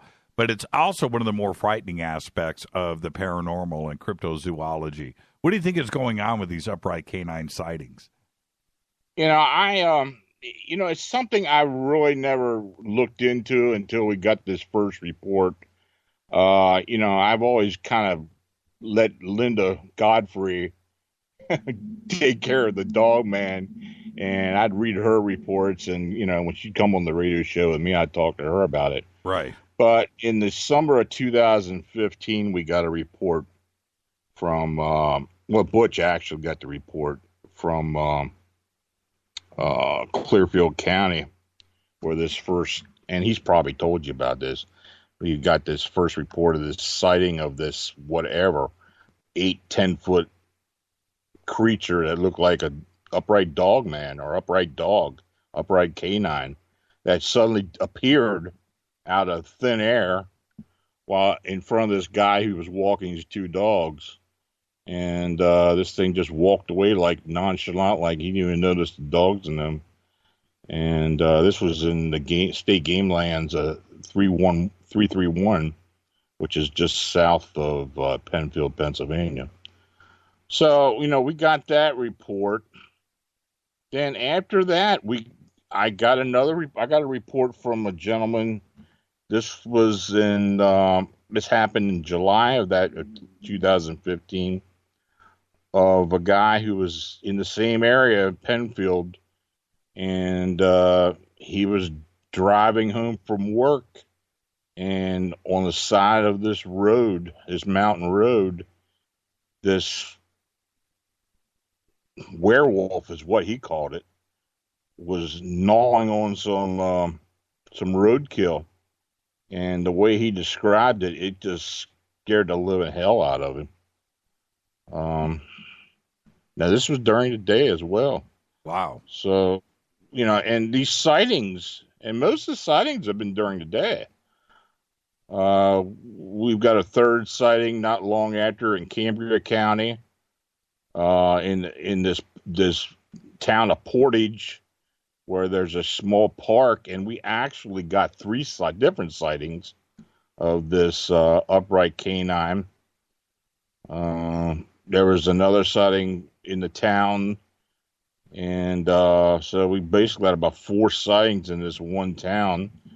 Then we had another in Blair County, and it just kept going on, and I got another one actually today. Really? And I don't know. Yeah, I don't know what it was that was seen today. It was a guy was out deer hunting. This was in Perry County, just northwest of Harrisburg, which is in the near the Tuscarora State Forest. And he was on his tree stand, and he saw a bunch of deer at a good distance away, and they were being chased by 2 dogs. Now he thought maybe they might have been coyotes at first, but he put a scope on it, and he said these things look like wolves. So he said he was up in his tree stand. He didn't pay it no mind. But about 15 minutes later, there was a large buck out in the field several hundred yards away from him, and he was watching it, I guess, to get a clear shot, and suddenly this thing took off in toward the woods, and he lost sight of it. And he said when he looked back, he saw this dog, huge dog, wolf-like creature. It was on 4. It wasn't upright. It was on 4 legs, but it had a large head, and it had an arched back, and the snout was somewhat short on it. And he said this thing just sat there on the field looking at him. Wow! And he was just watching him. He said, "I was thinking about shooting him, right. But I didn't know what the hell that was." And he said, "I was just didn't want to shoot it." So it sat there a little bit, and then it took off, and he stayed up there for another hour. I think he was afraid to come down. And when he did come down, he took off, and that happened on Saturday. It was on Saturday. And he contacted me this morning. I had a caller a few years ago, and for some reason, I'm thinking this was in Pennsylvania, but I could be wrong. But anyway, this caller said that he kept hearing sounds at night outside of his house, and every time he would go out outside into the front yard, he would turn around and look really quick back at his house, and he could see a black ghost shadow dog that would walk away from the front of his house, like to the back of the house, sometimes upright on 2 legs, red eyes, but was sometimes on all 4s, but was never touching the ground. And he would go and chase it, and it would run to the back of the house and disappear, and it would repeat. He'd be back in the house, he'd hear noise outside, he'd run out, would never see it until he got away from the house and turn around really fast and look back at the house, and he would see it. These sightings that we've been getting out, we've had 21 reports in a year and a half now, just in Pennsylvania. And there has been some supernatural aspect to at least one of them. In other words, the witnesses, and it was 2 witnesses, said that there was like a gleam coming from this beast, like a light or whatever coming off the fur. It was like glowing. Shiny. Right. So I don't know what that was. And in fact, Butch and another one of our colleagues are going out this week, and they're going to be hitting some of these spots again. They were out there not long ago, but they're going to do some witness interviews. Do you know Steve Murillo? Name ring? The name's familiar. Okay, he's a local researcher here in Los Angeles. That he was with MUFON for 13 years, but he's got another. He was a director of Los Angeles, but now he runs another organization called UPARS. And a couple of years ago, he went up with another friend of ours, Alex, and went up to Skinwalker Ranch. Now, that's not the cool part of the story. The cool part of the story, what's interesting, is there was a local convenience store a few miles outside of Skinwalker, the last stop, right, of anything before Skinwalker. And they stopped in there to pick up supplies and stuff because they were going to go spend the night outside of Skinwalker and call into the show and give us a live report, right? Well, there was a kid that worked there. I think he was like 18. And the kid said he would come on the show and talk to us because he was telling Steve about what everybody around there has been witnessing over the years. And he came on the show and he said this. He said, what they see all the time are these black canines, black wolf dog things that are ghosts, that are entities, but are shaped like dogs. And again, when they run around, cross the street, do whatever, and everybody sees them up there. This is not like, a once-off thing. Everybody's got their stories, but also they don't touch the ground as well. And he was like, man, yeah, we all see them. My mom, my dad, my family, me, everybody has got the black ghost dog story up here in Utah. Mm. Yeah, I mean, there've been a lot of odd things going at Skinwalker. I don't know what to make of it. I don't think anybody really knows what to make of it. But it's just, these weird canine creatures just do seem to show up there for a lot of different reasons. I had a report from a resident not far from Skinwalker, and he was telling me that he could tell when things were picking up because he started seeing ghosts of Ute Indians in his backyard. Oh man! Oh man!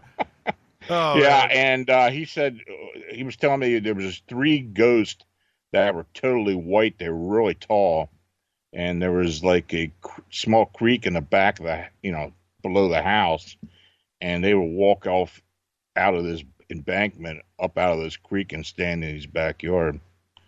I said, man, next time you happens, get a photograph for me if you can. Right. Well, let's talk about the new book, Unexplained Encounters, Phantoms and Monsters, and I kind of want to start here. I read the entire book in about 2 or 3 days, and was very, very impressed. And it's just very well done and well written. But before we get to it, you start off in the beginning of the book with this letter that you received. And you state that the following account offers some insight as to what may all become aware of. And I'm going to start this off, so I want to remind you of what was written, what you wrote. You say, okay. The letter is, in the summer of 1985, I was living in the small town of Kermit, Texas. It was just my mother. That was 65. Yeah. 65. Yeah. What did I say? Sorry. You said 85. Oh, did I say 85? Man, okay, I've got my reading glasses on now. It was the summer of 1965. I was living in the small town of Kermit, Texas. It was just my mother and I because my father had died before I was born. At least that's what my mom said. I never did see any proof of his death or a gravesite. I was 10 years old that summer. One evening, my friend and I were in our backyard, laying on our backs and looking to the stars. I want you to finish this story. It's an incredible letter. And why did this influence you on the book? It's pretty remarkable. Yeah, it's something I received really not too long ago.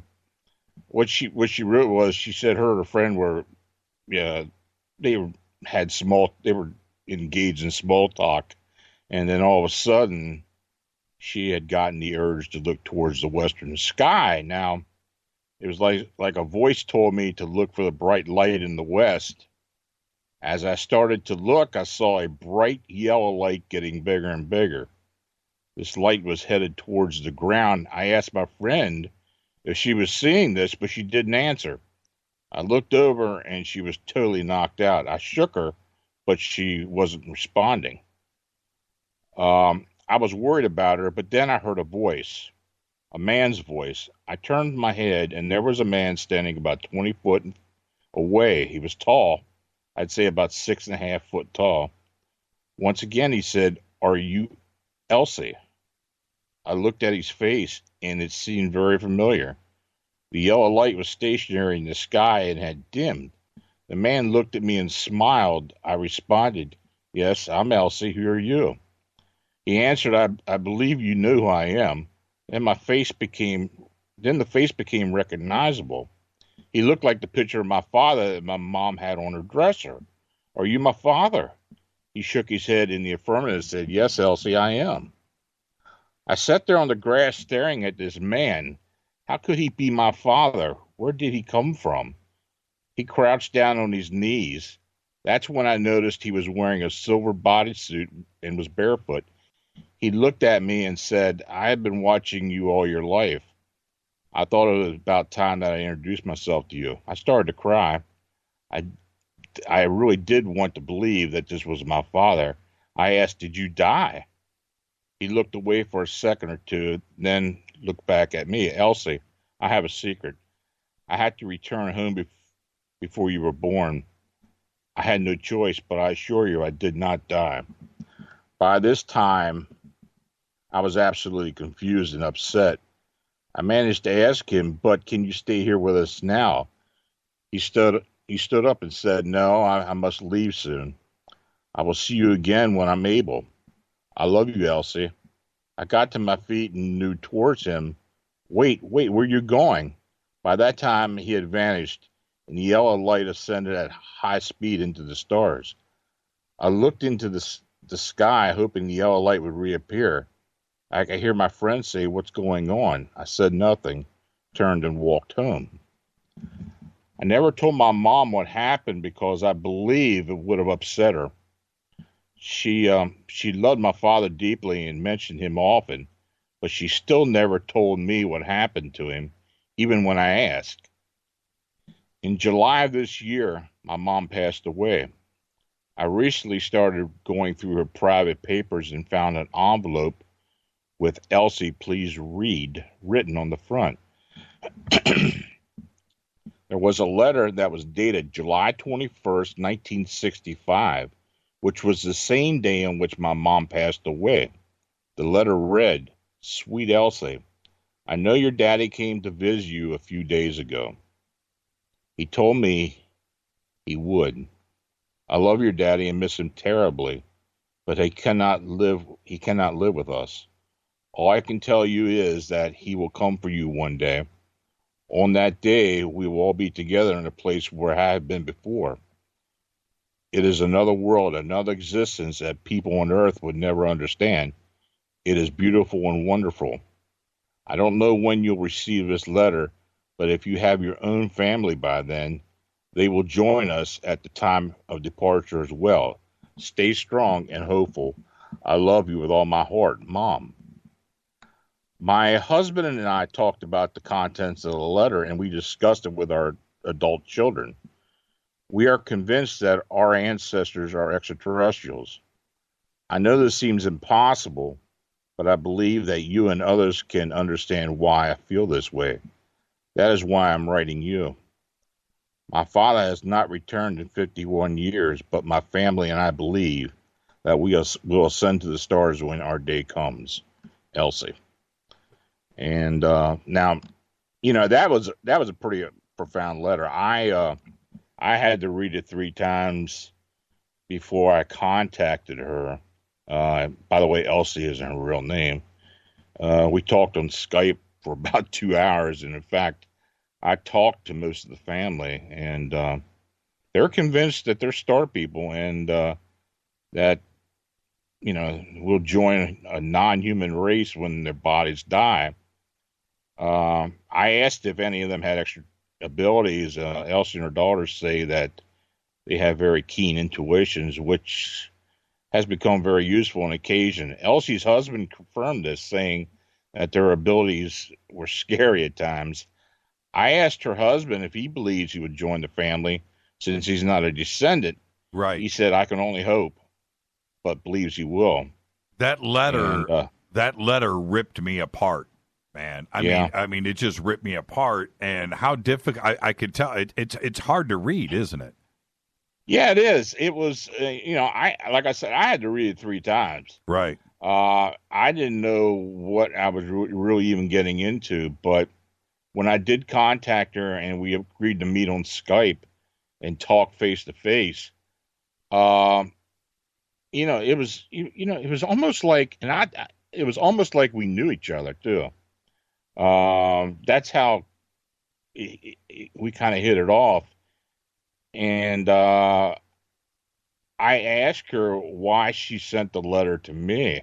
Yeah, why did she? And she couldn't answer that. She said, I don't know. She said, I never really thought about that, but for some reason, I believe I was told to send it to you. So and her friend obviously was unconscious.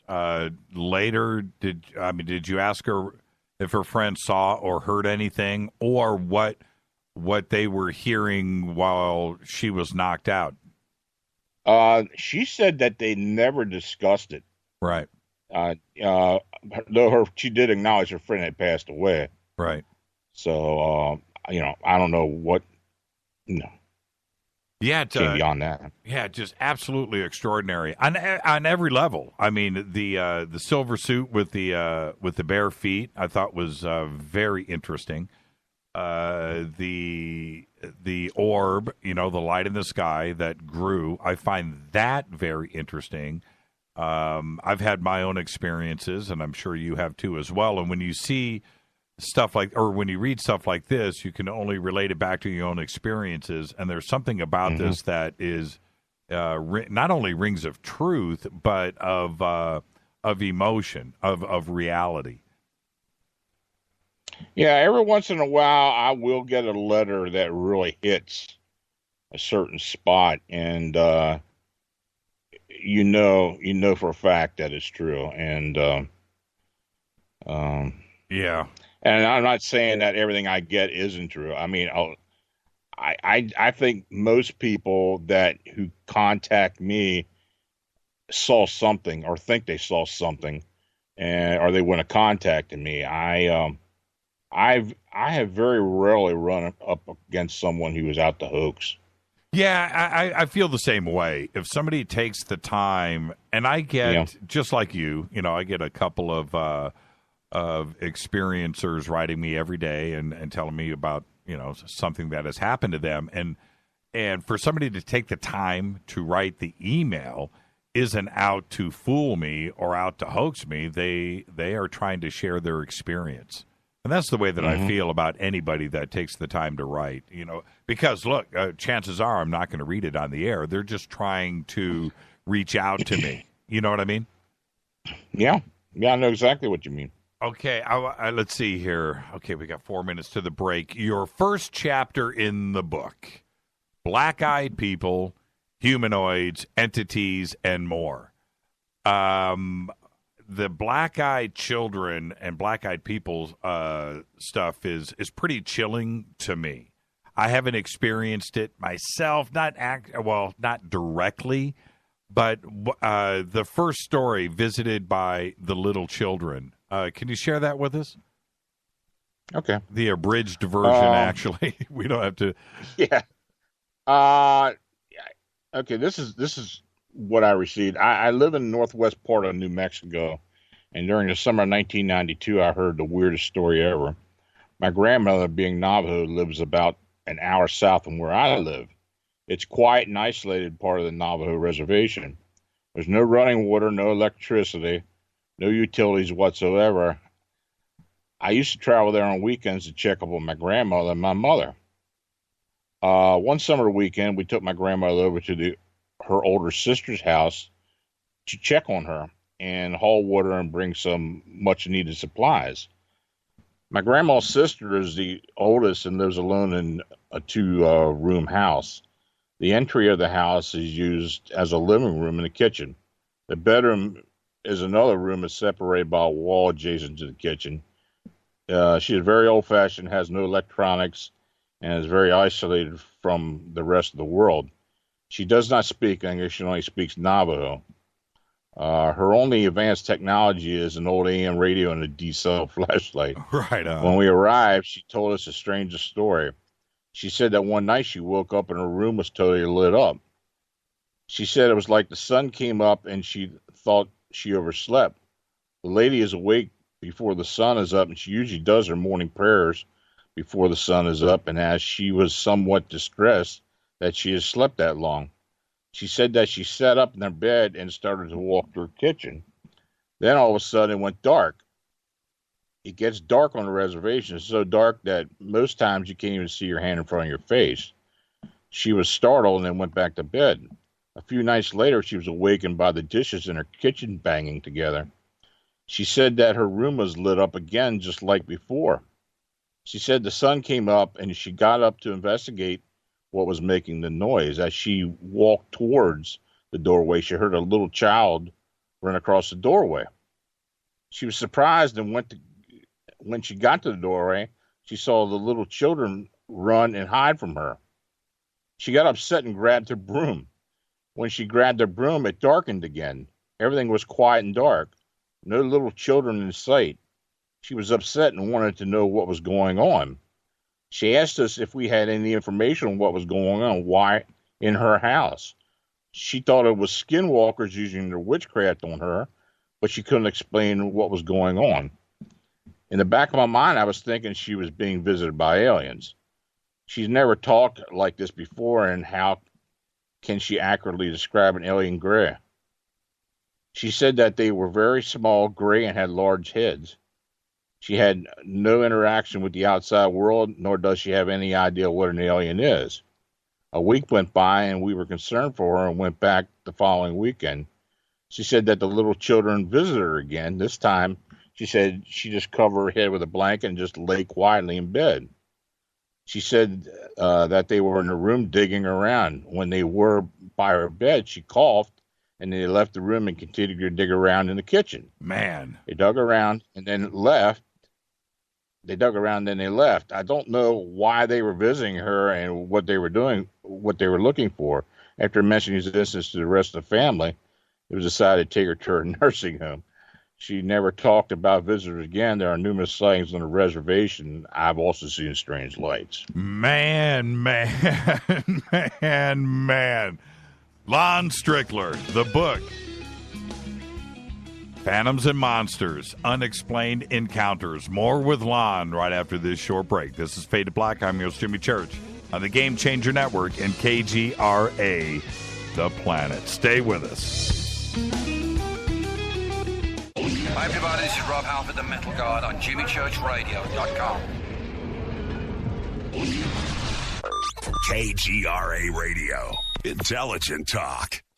You've probably heard about all the great benefits of goat milk soap, but did you know some companies take shortcuts? At Old New England Soap, we make our organic goat's milk soap using 36% goat's milk. That's 17% more than most others. Our bars are larger, so they last longer, producing lots of lather packed with vitamins. And our soap is a natural moisturizer that smooths dry and damaged skin. Order online at oldnesoap.com. That's oldnesoap.com. You've tried the rest. Now try the best. oldnesoap.com. Water-based soaps on supermarket shelves use harsh chemical acids to break down dead skin cells. And that's just not good for you. At Old New England Soap, our soaps are made without chemical ingredients, contain no alcohol or petroleum products, and use 85% organic materials and carry the USDA's organic certification. Try some today. Go to oldnesoap.com. That's oldnesoap.com. oldnesoap.com. So, you love talk radio? Then you'll love TalkStreamLive.com. TalkStream Live is always on, 24/7, with the best streaming talk shows. Find your favorite talkers and discover some new ones. It's free, readily available online or on any smartphone or tablet. Finding your favorite talk shows all in one place has gotten a whole lot easier. Just go to TalkStreamLive.com. Be sure to download the free apps from Google Play or the iTunes App Store. If you have sciatica, then you know all about the crippling pain that travels from your lower back down your leg when a spasm occurs. It's brutal. In fact, it's enough to take your breath away. Dr. Zhang's Sciatica Nerve Cream helps relieve persistent, shooting pains associated with the sciatic nerve in the lower back and legs. This natural, homeopathic cream contains the most potent ingredients to soothe even the most excruciating pain associated with sciatica. Stop the pain now. Ask for Dr. Zhang's Sciatica Nerve Cream at your local health food store or go online to trasknutrition.com. Would you like relief from muscle pain, headaches, and discomfort to sleep better, have more energy during the day, and just feel naturally amazing? Fibromalic can help. Its blend of malic acid and magnesium can provide pain relief and comfort for those who experience fibromyalgia. It helps your body absorb more oxygen, and it works quickly for a significant reduction in pain within 48 hours, all without a prescription. Ask for Fibromalic at health and vitamin shops or shop fibromalic.com. Did you know that when you're on the road with limited data or Wi-Fi available, you can still listen to every minute of Fade to Black by just calling 605-562-4482. No smartphone, app, or internet needed. It saves your data plan and no extra cost if you have unlimited minutes. Just call 605-562-4482. You can listen to me, Jimmy Church, on any phone, anytime, anywhere. Go Beckley Tappy.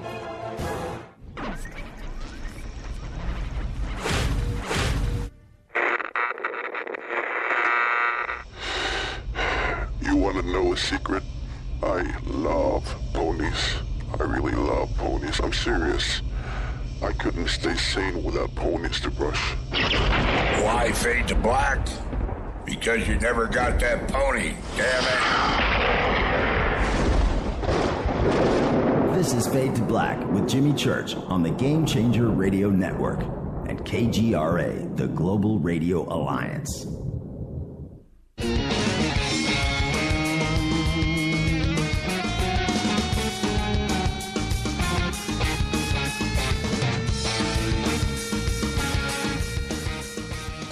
All right, welcome back, Fade to Black.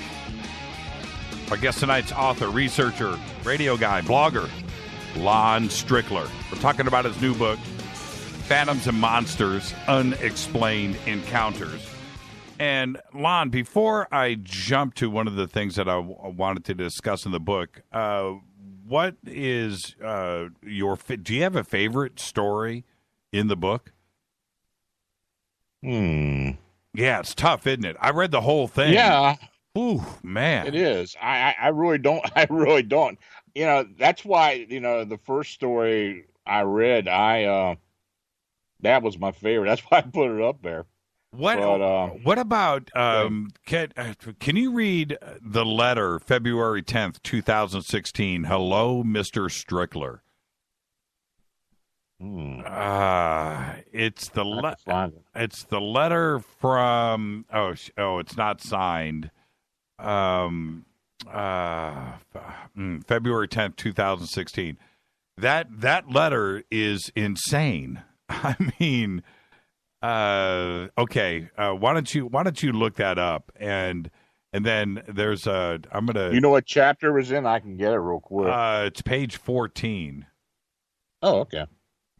Page 14. It's the one with the illustration of the cone head. Oh, yeah. Okay. Yeah. Yeah, that was pretty strange.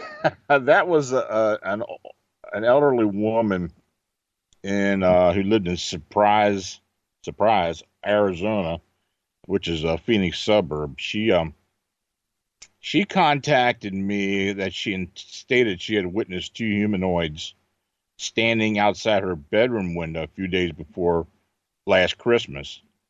And now the report, I had to redact a lot of personal stuff, but she had gave me a pretty good description of what it was, and then I went ahead and made that graphic for it. So, you want me to read it? Well, yeah, the story. Well, you can either read it or just tell Pretty us about long. This whatever. Anyway, she was scared, and she didn't know what this was. Basically, these two gray, short people had cone heads, and they were about 4 foot tall. The other one was 4 foot, the other was 3 foot, and they stood motionless outside her bedroom window. And she had no idea what they were, who they were, and it really frightened her. And of course, I didn't know what was going on. Now, I did find out that there had been many UFO sightings in that area. In fact, there were 7 of them within that week. I did find that. She was so scared that she called the police, and she actually called a crisis center as well. And of course, they didn't want to talk to her. Yeah, the police said just call the crisis center, go to the hospital. Yeah, yeah. So I get it. So she did later call one of the TV stations, and I don't know what kind of reaction they got. She really didn't give them what kind of reaction they gave her, but she said that she didn't think they believed her. Well, it was a pretty wild sighting. I did follow up with that sighting, and nothing, these things didn't show up again. And I really couldn't give her much of an answer of what it was. I tried, but and she said they something were just about oddest things. Yeah, black cloaks. Yeah, they had these cone-shaped heads, and these cloaks covered the whole body, but in the face as well. I mean, it looked like that. That's the way she described it. I don't know if they didn't have a face or it was if they were covered up or what it was, but I checked several reports. I talked to 2 investigators in the area and asked them if they had heard anything about anything similar to that, and they said no. They said they knew there were UFO reports, but no. And the black-eyed children is something that just, I think, freaks all of us out, right? I mean, it puts you in a mindset. But you've got a story in here that I have never heard before, and it's the one about black-eyed babies. Yeah, I gotta find that one. This was, in fact, I've had a couple of black-eyed baby sightings or reports given to me over the years. Let me see if I can find this. This is page 37. Okay. Yeah, this one stood out for me. I mean, and oh yeah, black-eyed babies. Okay. Yeah. And yeah, yeah. This is I'm going to go ahead and read it. He said, I'm a doctor practicing the last 40 years here in Eureka, California. When I'm in my office late, I make it a point to break up the boredom of the massive paperwork mountain we doctors are now required to perform, and from our program as well as Coast to Coast, I've heard stories about black-eyed children. Now, frankly, I would have rather heard about ghosts or UFOs, etc., because black-eyed children just don't seem to be plausible. I received my first doctorate in physics and became a physician, so I could have resumed my own theoretical research for dimensional periodic functions, which is pretty boring. Well, anyway, one of the tricks I used over the decades was a patient in fearful of a needle or some other potential procedure. I used to ask a patient, what is the strangest thing you've ever seen? Once a patient is talking, breaking into some story, the chance of nausea are greatly reduced in my experience. So here's the story. One of my internal medicine colleagues sent me and my wife for a procedure. The wife, the patient, is an attorney. For a patient, she's really nervous, even telling my assistant that she really dreads going to the dentist. So while I was performing the preliminaries of surgery, I asked what strangest thing she ever seen. The patient replied that you wouldn't believe me. I'm not even sure I believe it myself. Now I really got to get the story. The patient finally acquiesced and told me what happened. It was March 2015. The patient was at our local Syfy pushing a cart like everyone else. She was on the left side of the aisle. Being left-handed, she was taking items with her left hand and putting them in her cart. At this point, she hears the sound of a baby cooing, baby talking, and this baby was in a cart that had drawn parallel to her. She looked up to see a blonde-haired, blue-eyed baby of indeterminate sex. About 8 months, she smiled and said, "Hi, baby." At that point, the child made eye contact with her immediately. Excuse me, I made eye contact with her. Immediately, the baby's eyes turned a deep, opaque black. Not just the iris, but the whole eye. She took a rapid step back, not only fearful of the transmogrification, whatever the word that was, but anyway, but feeling from being drawn into his eyes. She broke eye contact. The baby smiled at her, black eyes and all, slowing its apparently new erupted 2 front teeth. She was immobile as the mother of the child in the basket carried on her way down the aisle, turning right at the end. The baby looked at her as the mother made its turn. Its eyes were normal and blue as before. My patient then went on to the end of the aisle, turned left, checked out, and then went home fearing she was having a psychotic break. I asked her a few questions. Did you see the mother? No, but she was a ballet dancer, thin, and had long blonde hair and wore jeans. She didn't appreciate any facial features. Have you ever heard of the black-eyed children? No, I would never ascribe to that paranormal stuff, was her response. And just to be complete, this patient was not a drinker, nor does she have any history of drugs, THC in college.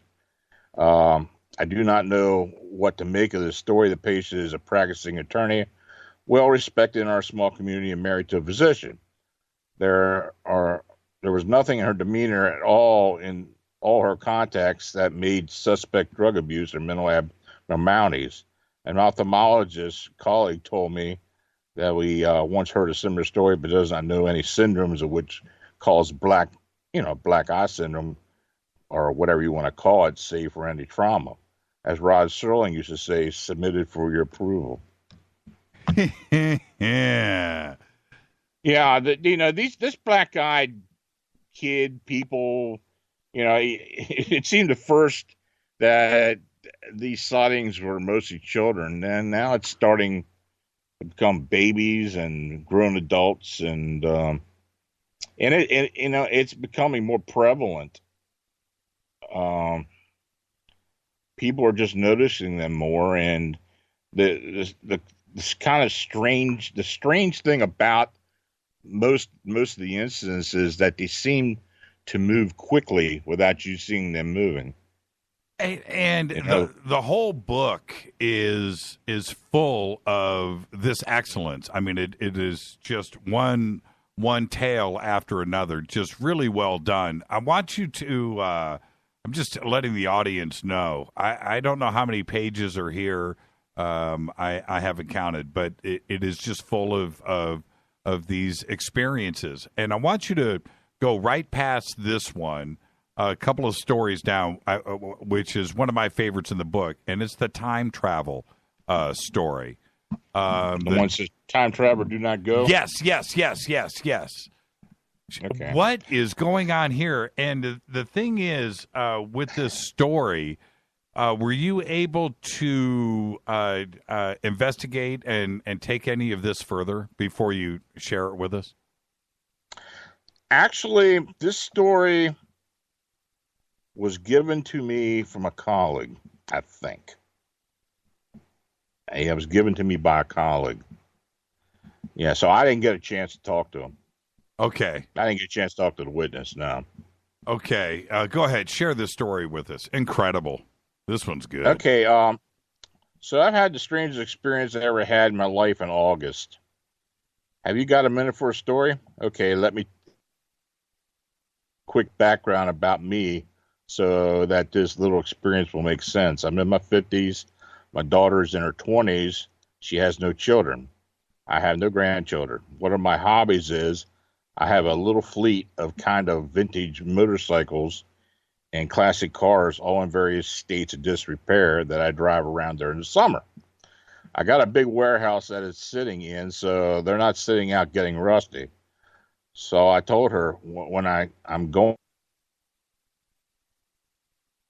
Oop, lost you there, Lon. Yeah. Okay, we lost you, Lon. Continue with "So I told her." Oh, okay. So I told her, when I'm gone, you can do anything you like with these cars and motorcycles. The only thing is, I got this 1931 Model A, and it's been in the family since the 50s. My dad and I restored it. Please keep that. And then I got this little Honda, a 1972 Honda XL 250. That was my first big motorcycle, and it's just like in showroom condition. Those are the only two that I would like to, stay in the family. So in the summer, I like to get up early before I go to the office, and I'll stop in a Starbucks with my platter and a cup of coffee and get ready for the day, usually between 6:30 and 7. So second week of August, I think it was Wednesday the 12th, I was sitting in Starbucks having a cup of coffee. I had ridden my little Honda 250 down that morning, and a fellow comes in and he says, "Hey, whose little Honda is that outside?" I said, "Yeah, it's mine." And he said, "I got one that's just like that." So he comes over to the table and he stands there and we chat for a few minutes. And you know how sometimes you run into somebody and you just have this rapport with them. And I'm just, this guy looked like he was maybe in his late 20s, early 30s. And we talked about cars and motorcycles. And in the short conversation we had, he also said, "Hey, my grandfather left me a Model A in this bike." And I said, "Oh, that's, that's a coincidence because I got a Model A as well." And I'm thinking, gosh, I got to get to know this guy. He's someone who likes to get his hands greasy, and, we could work on these vehicles together. So we talked for a few minutes, and, I was going to get a refill. My cup is empty. So I stand up and said, "Can you get a cup of coffee?" Because he hadn't gone to get one. And he said, "No, I don't have much time," he said. "I really need to get going. But I really need to tell you something." And he said, "I know this is going to sound crazy." And he said, "But I can't tell you how I know." And it was really weird. And he started to get all serious, looking right in my eyes, and the tears started to well up in his eyes. And he said, "Do you not go to Alaska in October?" And I'm a geologist. I probably go work all over the U.S., Western U.S., and I go to Alaska 5, 6, 7 times a year, and I didn't have a trip planned. I kind of laughed, and he said, "I can't tell you how I know this, but I just need to tell you, do not go." And the tears were in his eyes, and he reached out and grabbed around me and gave me a big hug, and he whispered something while he was hugging me, and I was kind of taken aback.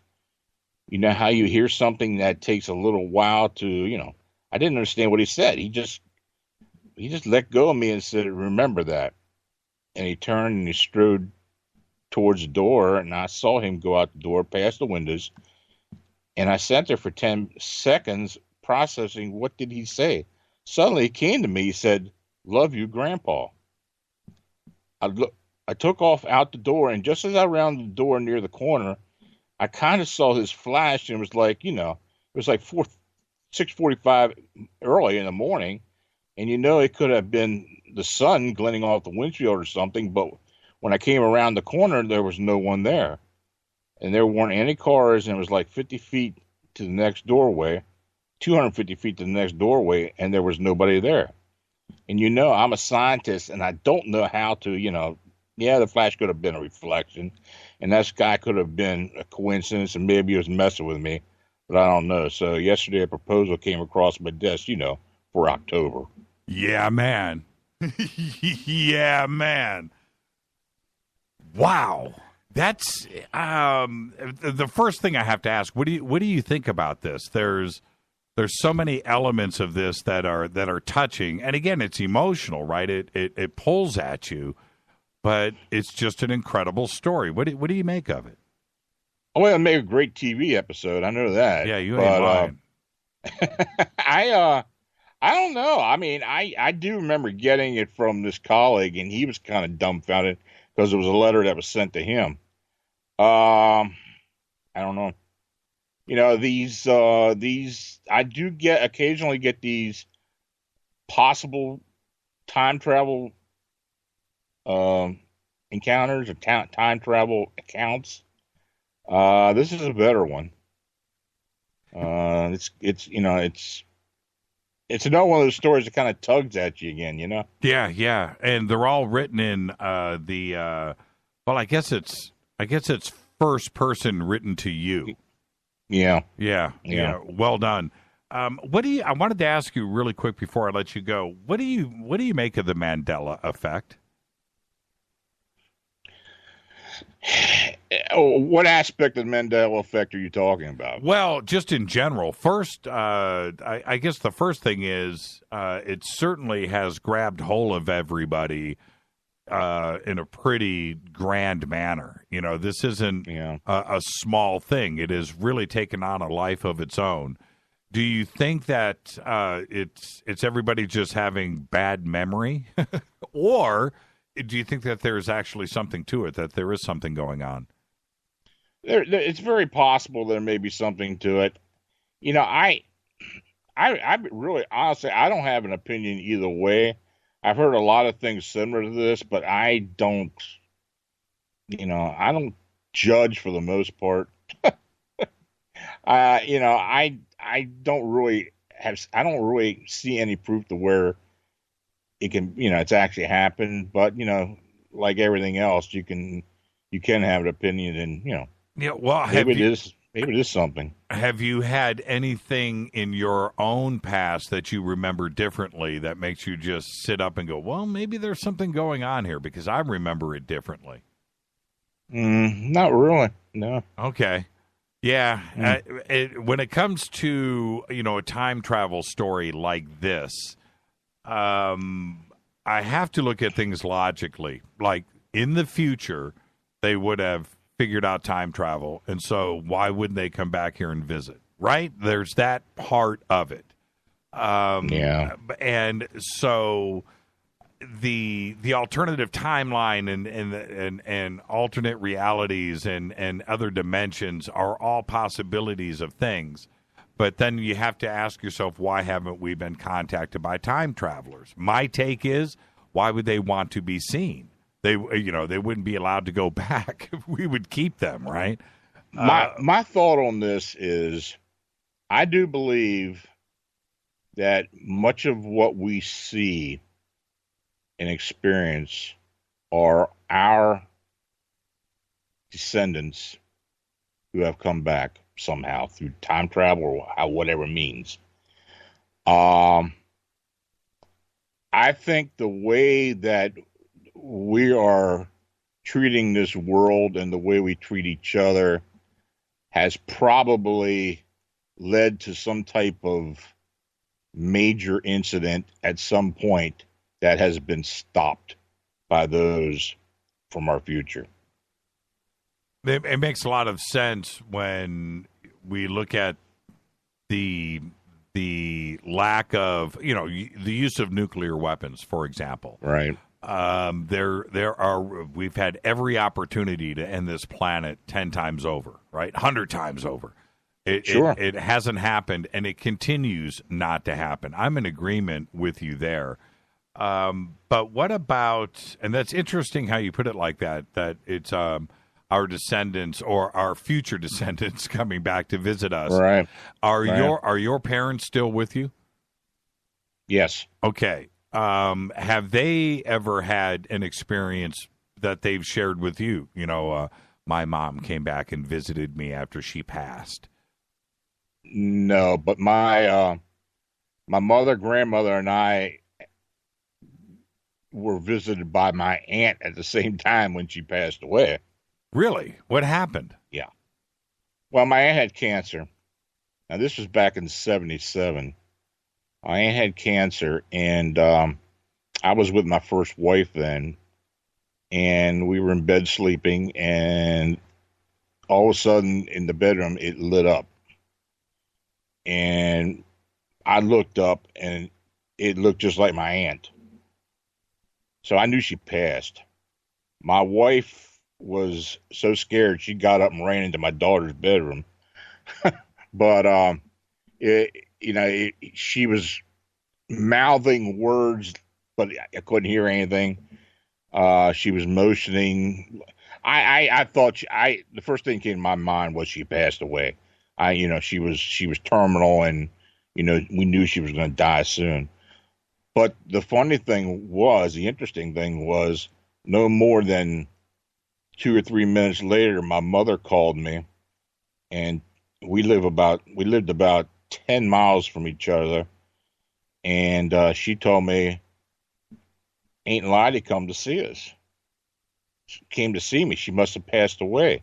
And she said she went to see, and she was at Mom's as well, which is my grandmother, and my grandfather's sister, and they're about 40 miles away.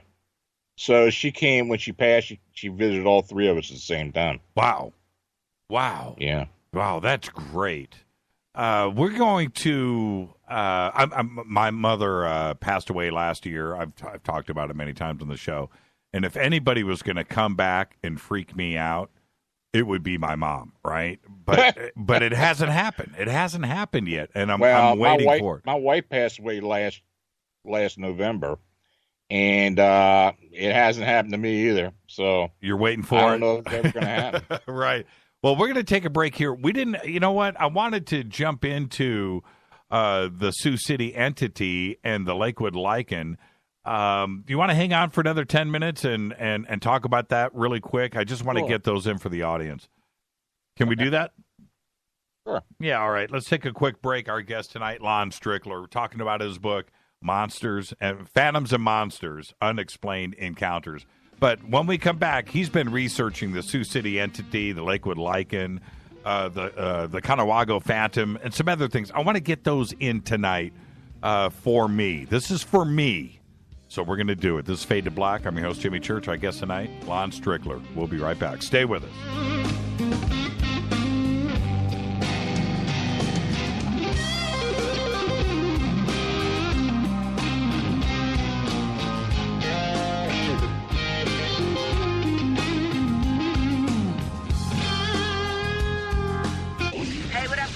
Vivica Fox here, and you are listening to my boy, Jimmy Church, on JimmyChurchRadio.com.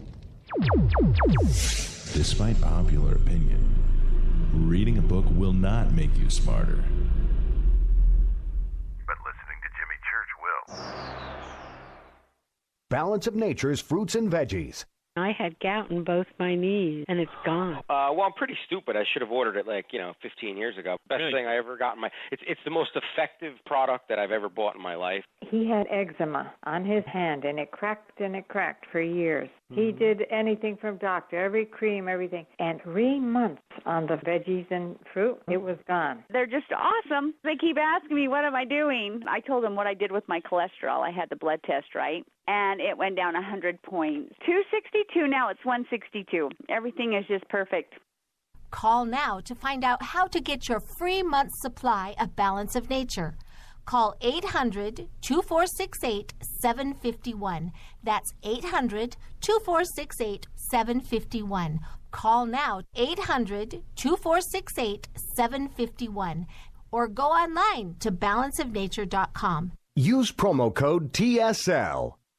Would odors, mold, and mildew describe your basement or crawl space? It doesn't have to be that way. Transform them into a fresh, healthy, usable one with the technologically advanced Wave moisture control units. The computerized operation maximizes moisture control and also expels harmful radon, combustion gases, and numerous other pollutants. Dehumidifiers are old technology that do nothing for air quality and waste energy. Wave units are intelligent, self-monitoring, do not need maintenance, and will save you hundreds in electricity. Wave units are still running effectively over 15 years. They've been tested and installed in public and military housing and by property managers nationwide. Buy a unit now, and if your home is not fresher and drier, you can return it for a full refund for up to 12 months. What have you got to lose? Call now. 1-888-618-WAVE. 1-888-618-WAVE. Or visit mydryhome.com. That's mydryhome.com. Wave Home Solutions for a healthy, comfortable home.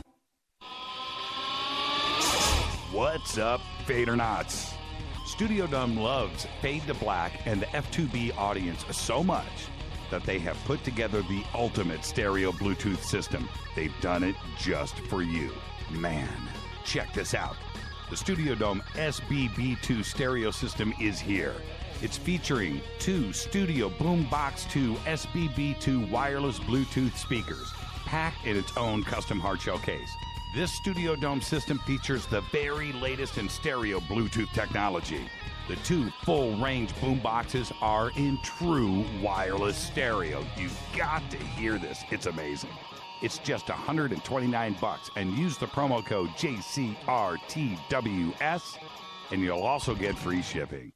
It's simple. Just go to jimmychurchradio.com, click on the Studio Dome banner.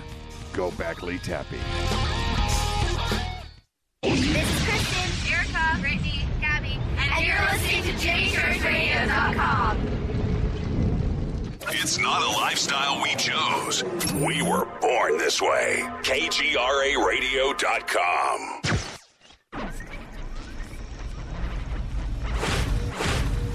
This is KJCR at JimmyChurchRadio.com.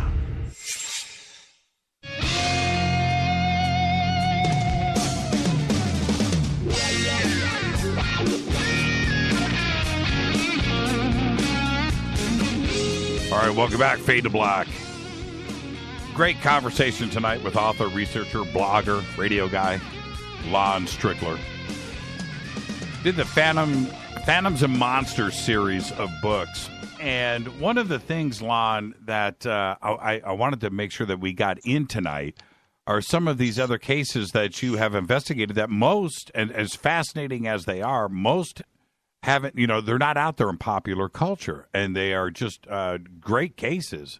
The Conewago Phantom, the Sioux City Entity. Let's start there. The Sioux City Entity and Sabrina's bedroom. Great research, but most have never heard about this. And so why don't you tell us about it? Yeah, this was a case that I picked up from, there's these 2 sisters, they're twins, and they had moved from Texas to Sioux City, Iowa.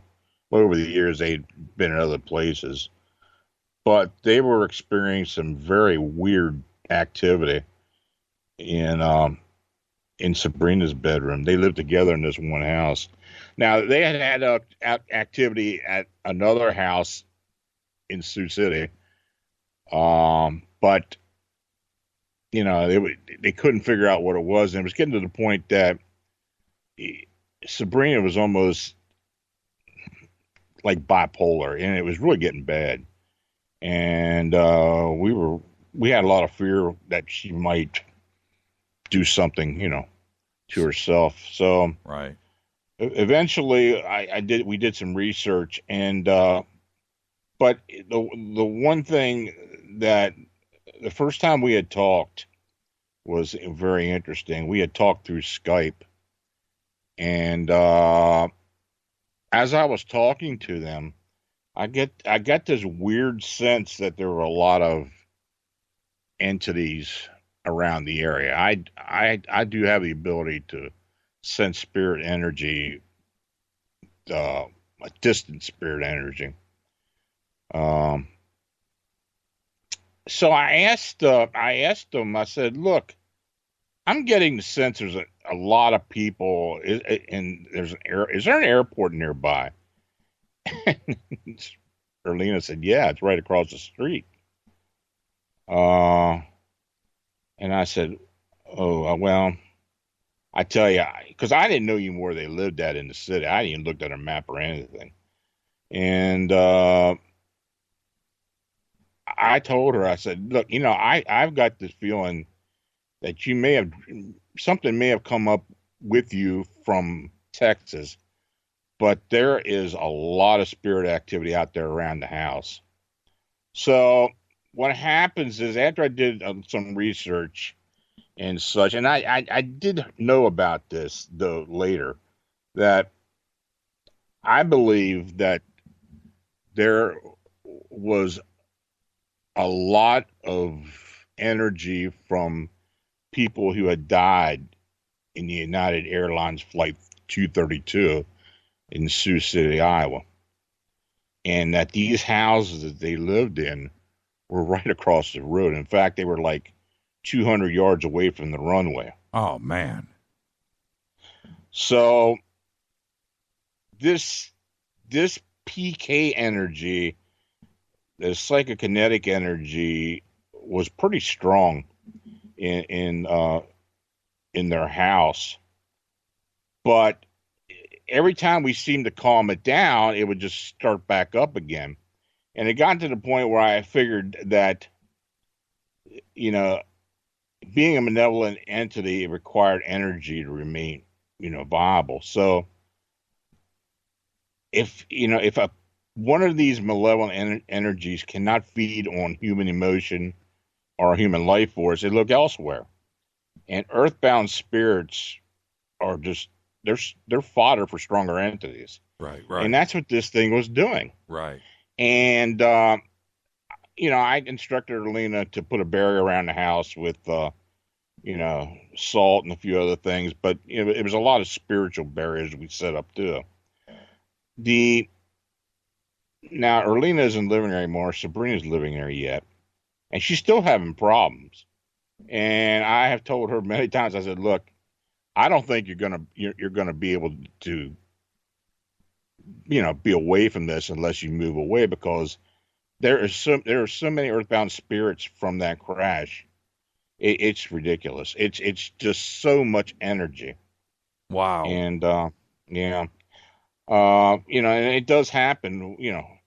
These when people pass away, and especially suddenly like that, they don't even know they're dead. Right. And their energy just,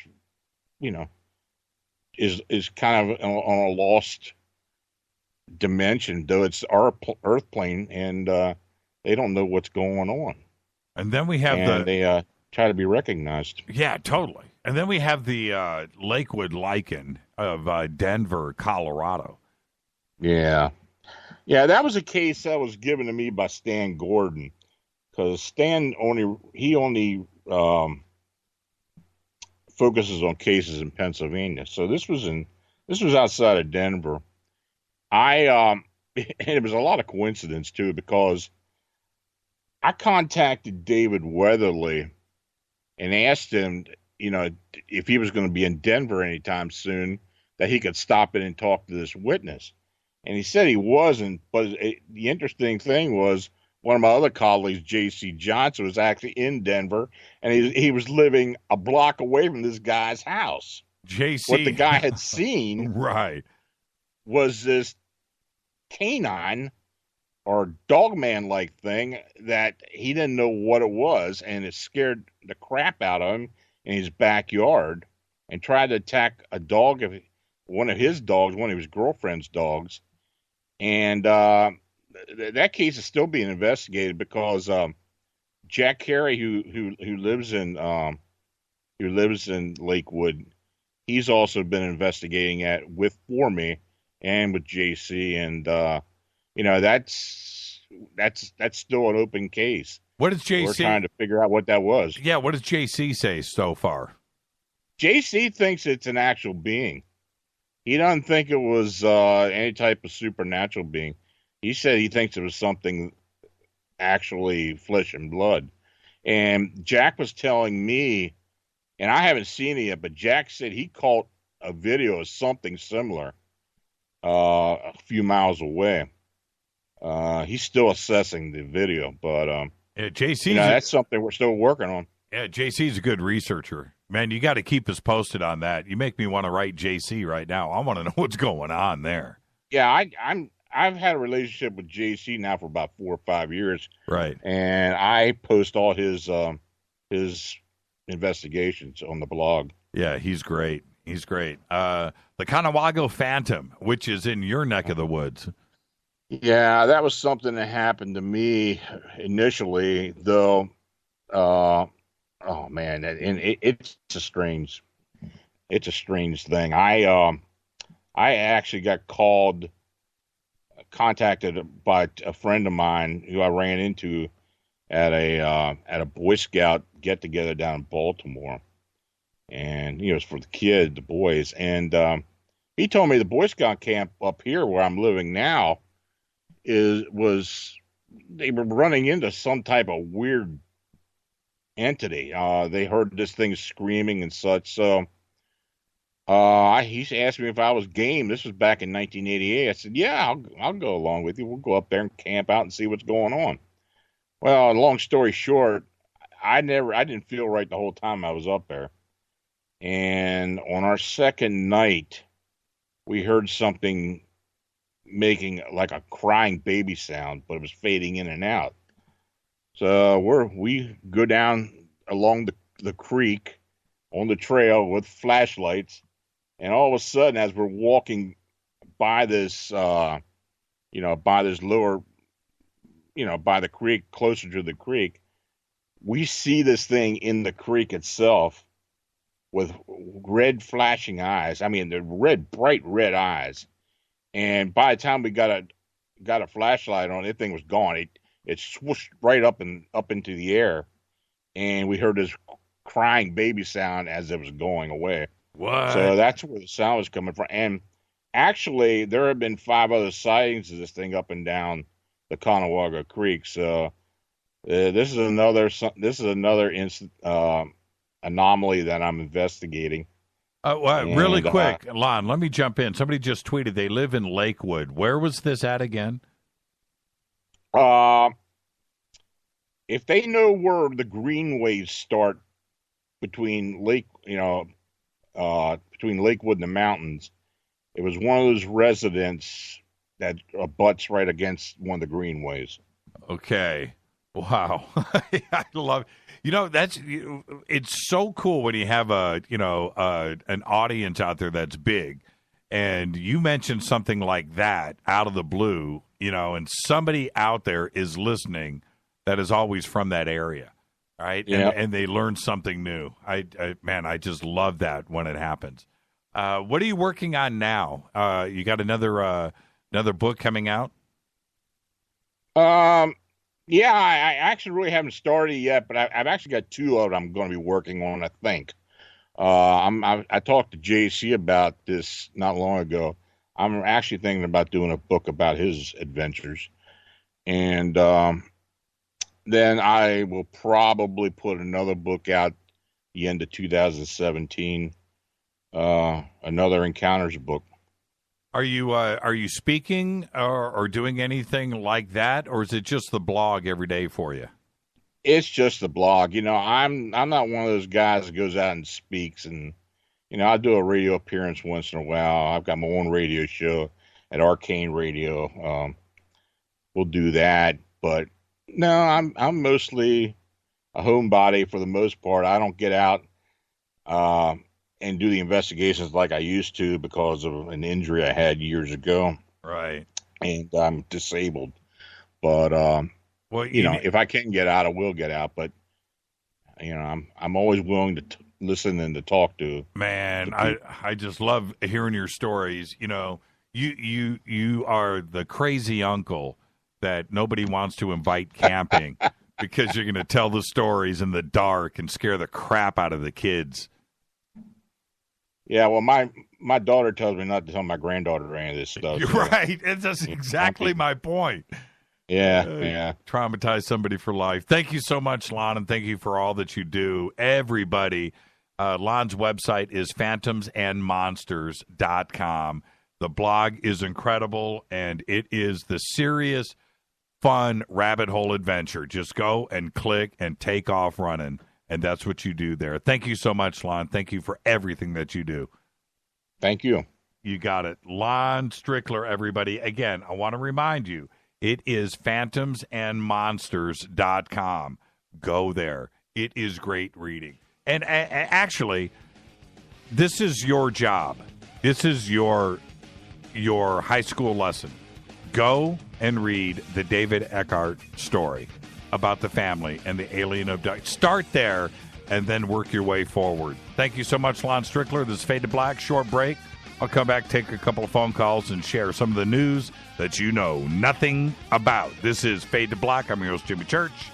Follow Lon at Phantoms and Monsters on Twitter. I'll be right back.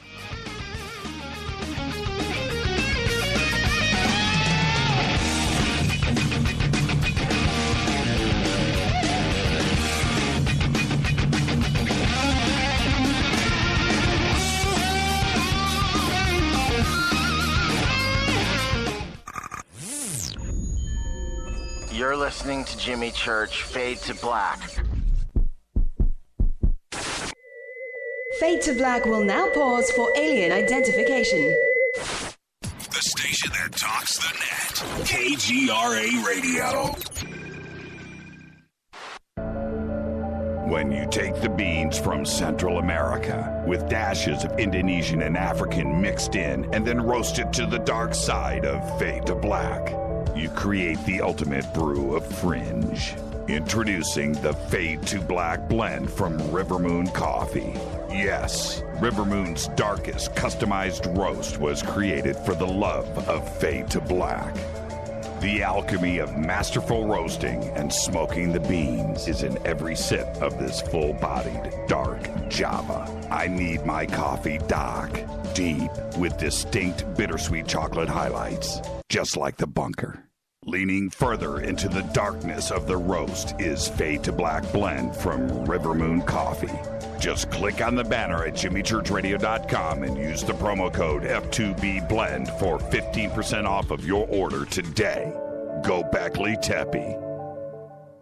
Hi, folks. It's a holiday season with hope in the air. Things to look forward to and no time for despair. Health can be a challenge, and so can the mail. So Get the Tea wants to help you by giving you a sale. Buy 2 months of Super Tea and get 1 month for free. No limit. That's buy 2 months of Super Tea and get 1 month free. That's a savings of $35. Where? GetTheTea.com. That's GetTheTea.com. Scroll down on the front page and find the buy 2, get 1 free ad. Click it and save. Orders over $100 get free shipping. Send the gift of life.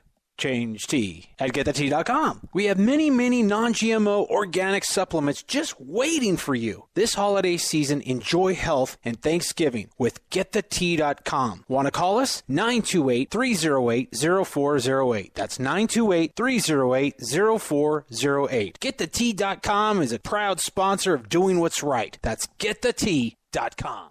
9 out of 10 geneticists agree. Fade to Black is not your father's radio show on the Game Changer Radio Network and KGRA, The Planet.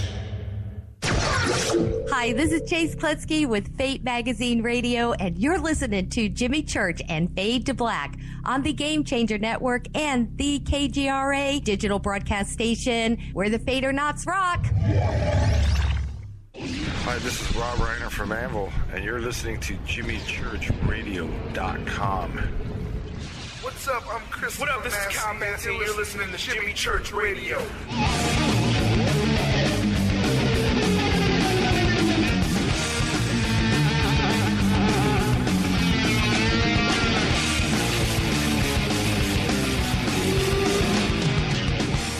Fade to Black. Want to thank Lon Strickler. Amazing Amazing conversation and a great guy. The book, Phantoms and Monsters, Unexplained Experiences. You've got to read it. Oh, man. I pounded that thing 3 days. Let's go to the phones. Hi, you're live on Fade to Black. Adam Ambrose. Hey, Adam. How are you, brother? I'm doing good. How are you? It's been a while, man. Everything good? Yeah, I was stepped away from Twitter for a while. I recently came back, though. Recently came back, and then you can't help it but call me. That's cool. How are you, man? I know. Well, I've been listening. Tonight was amazing, the guest. Yeah, Lana's great. I haven't talked to you since Coast to Coast. Yeah, that was back in April, I think. Yeah, so, man, if you would have waited a couple of months, it would have been a whole year. So don't be such a stranger. So what's going on, Adam? How are you? I'm doing good. I just was listening tonight, and I was really intrigued because I had two particular little stories that really relate, actually. Okay, go ahead. I've got, to get right into it, I was at summer camp. I was about 12 years old, and this is New Jersey, a lot of hills and trees, obviously. It's camp. But it was just before lunch break. We went up on a hill, quite a large hill, me and a little group of other kids my age. And I had a feeling, an overwhelming feeling to stay behind. I don't know why. They went down the hill, and they kind of thought I was strange, like, why do you want to lag behind? But anyway, that's what I did. And I ended up wandering into this open field on the top of this hill, and I saw this black dog. And normally, I'm terrified of dogs because I just am. I had an encounter with the dog once that scared me really badly as a kid. But I approached the dog. I wasn't afraid. The dog had mesmerizing eyes, and as I got closer to the dog, I just got more and more drawn in. Like, this is such a friendly, sweet dog. I couldn't help but approach the dog. And as I'm standing there, I was already slipping into this altered state of awareness, and the dog I actually saw transform into a gray. And so really, there's this communication going on all of a sudden. It went from just looking at this dog's eyes, being mesmerized to it, to all of a sudden feeling I was being communicated with, and then it's a gray standing there, and then I saw a flash of light, and we went up, just floated up in the air, and the next thing I remember is I was just sort of out of it, standing in the field by myself, and I just sort of came out of it. I walked back down the hill with this imagery in my head of having this encounter with this strange black dog. And when I got down to the cookout area where the kids were having the hamburgers, I thought I was just 5 minutes behind them, and I hadn't been aware of the passage of time. They said, "What are you talking about?" They said, "That was like almost an hour ago, and the picnic was over, and the coals were embers, just little burning embers." And I completely missed it. I lost like an hour almost of time. Do you think you were lured? I was, in a sense, you could say that, because initially I had, at the top of the hill, when I was with the other boys still, we were just sort of doing what kids do, looking around, in the trees and right, and scavenging or whatever. And all of a sudden, the others just got bored and wanted to go down, but for some compelling reason, I had to stay. So, yeah, so... Now, do you think this is going on all the time? You know what I mean? A dog comes up and is, looking at a kid, little child, and walks up, and then boom, it's like a honey trap. You know what I mean? Yeah, it is. They'll do that where they'll put up like a mirage, I guess you could say. Or, you'll see. One time I saw what I thought was my grandmother's house. I was walking out in a snowstorm, and I got kind of lost and turned around, and I thought that I was in front of my grandmother's house. And I walked up, and it wasn't my grandmother's house, because the next thing I knew, boom, again, I had missing time. When I came out of it, I didn't even know where I had been, but I wasn't at my grandmother's house. I was way down on another street. I don't even know how I got there. Wow. So, wow. And we're at the end of the show. Really quickly, you said that there was two things you wanted to share with us. Quickly, what was the second one? The other one I can hit on really quickly was my grandmother had an experience where when she was pregnant with my mother, she woke up in the middle of the night. She was visited by what she described as the ghost of her mother, which would have been my great-grandmother. She had no fear. She wakes up in the middle of the night. My great-grandmother walks into the room. My grandmother recognizes her, and she walks over to the bed, and she places her hand on her stomach, and she says, "The baby will be okay." And that baby was my mother. Wow. Wow. Yeah. What did you think about the, we've got 2 minutes, Adam, the story about, the star seeds, the star family, the letter that was written. When you heard that, what went through your mind? You know what? I may have missed that part. I tuned in. I didn't catch the very beginning. Oh, okay. Yeah. Because I was so wiped out. My cat recently passed away, and I've been taking naps just whenever I can, and I had to lay down and take a nap. I actually was listening in the beginning, but then I had to go lay down, and then I got up. Oh, okay. Well, fair enough. I mean, it's very similar to the story that that you just mentioned, and a family connection to this. And I've heard this in the abduction phenomenon literature. This is not uncommon to see a deceased relative, but my grandmother didn't say, "Oh, it was an alien." She just saw a ghost of her mother. Right, and the baby's going to be okay. Wow, yeah. Incredible, Adam. Really quick, how's the book coming along? It is coming along. I'm just trying to organize everything. I've got basically for the last 20 years, I've been just writing everything down. So I've just got tons of stuff written down, but I've got a couple different ideas. I'm just working on trying to outline it into a form that's going to be interesting as the first book. I can't wait to read it, and neither can the rest of us. And thank you for taking the time to call in tonight, Adam. Always great to hear your voice, my friend. It's good to talk to you. Thank you so much, Adam. Be safe out there. Keep us posted, okay? Okay, good night. You got it. Adam Ambrose, everybody. Wow. What a great show tonight. I got to thank Lon Strickler and, of course, Adam Ambrose for calling in at the very end. But Lon Strickler, artist, author, blogger, radio guy. His website is phantomsandmonsters.com. Very simple, phantomsandmonsters.com. It is a daily blog that is excellent. Faded Black's executive producers, Rita Kamarian. Shows produced by Hilton J. Paul, Mark D. Kovar, LJ3, Renee, Mark Dunbar, Jonas. Thank you, Dennis. Thank you, Bob. Announcers are Steve Harder, Gene Vitoa, Mark D. Kovar. Faded by Dale. Webmaster is Drew, the Geek. Music, Doug Aldrich. Intro, Spaceboy. SpaceboyMusic.com. Fade to Black is produced by KJCR for the Game Changer Network. Syndication is KGRA, The Planet. This broadcast is only copyrighted 2016 by Fade to Black and the Game Changer Network. They cannot be rebroadcast, downloaded, copied, or used anywhere in the known universe without written permission from Fade to Black or the Game Changer Network. I'm your host, Jimmy Church. Follow me on Twitter at JChurchRadio. Until tomorrow night, Courtney Brown, Dick Allgaier, right here, the remote viewing special. Everybody be safe. Go Beckley Teppy.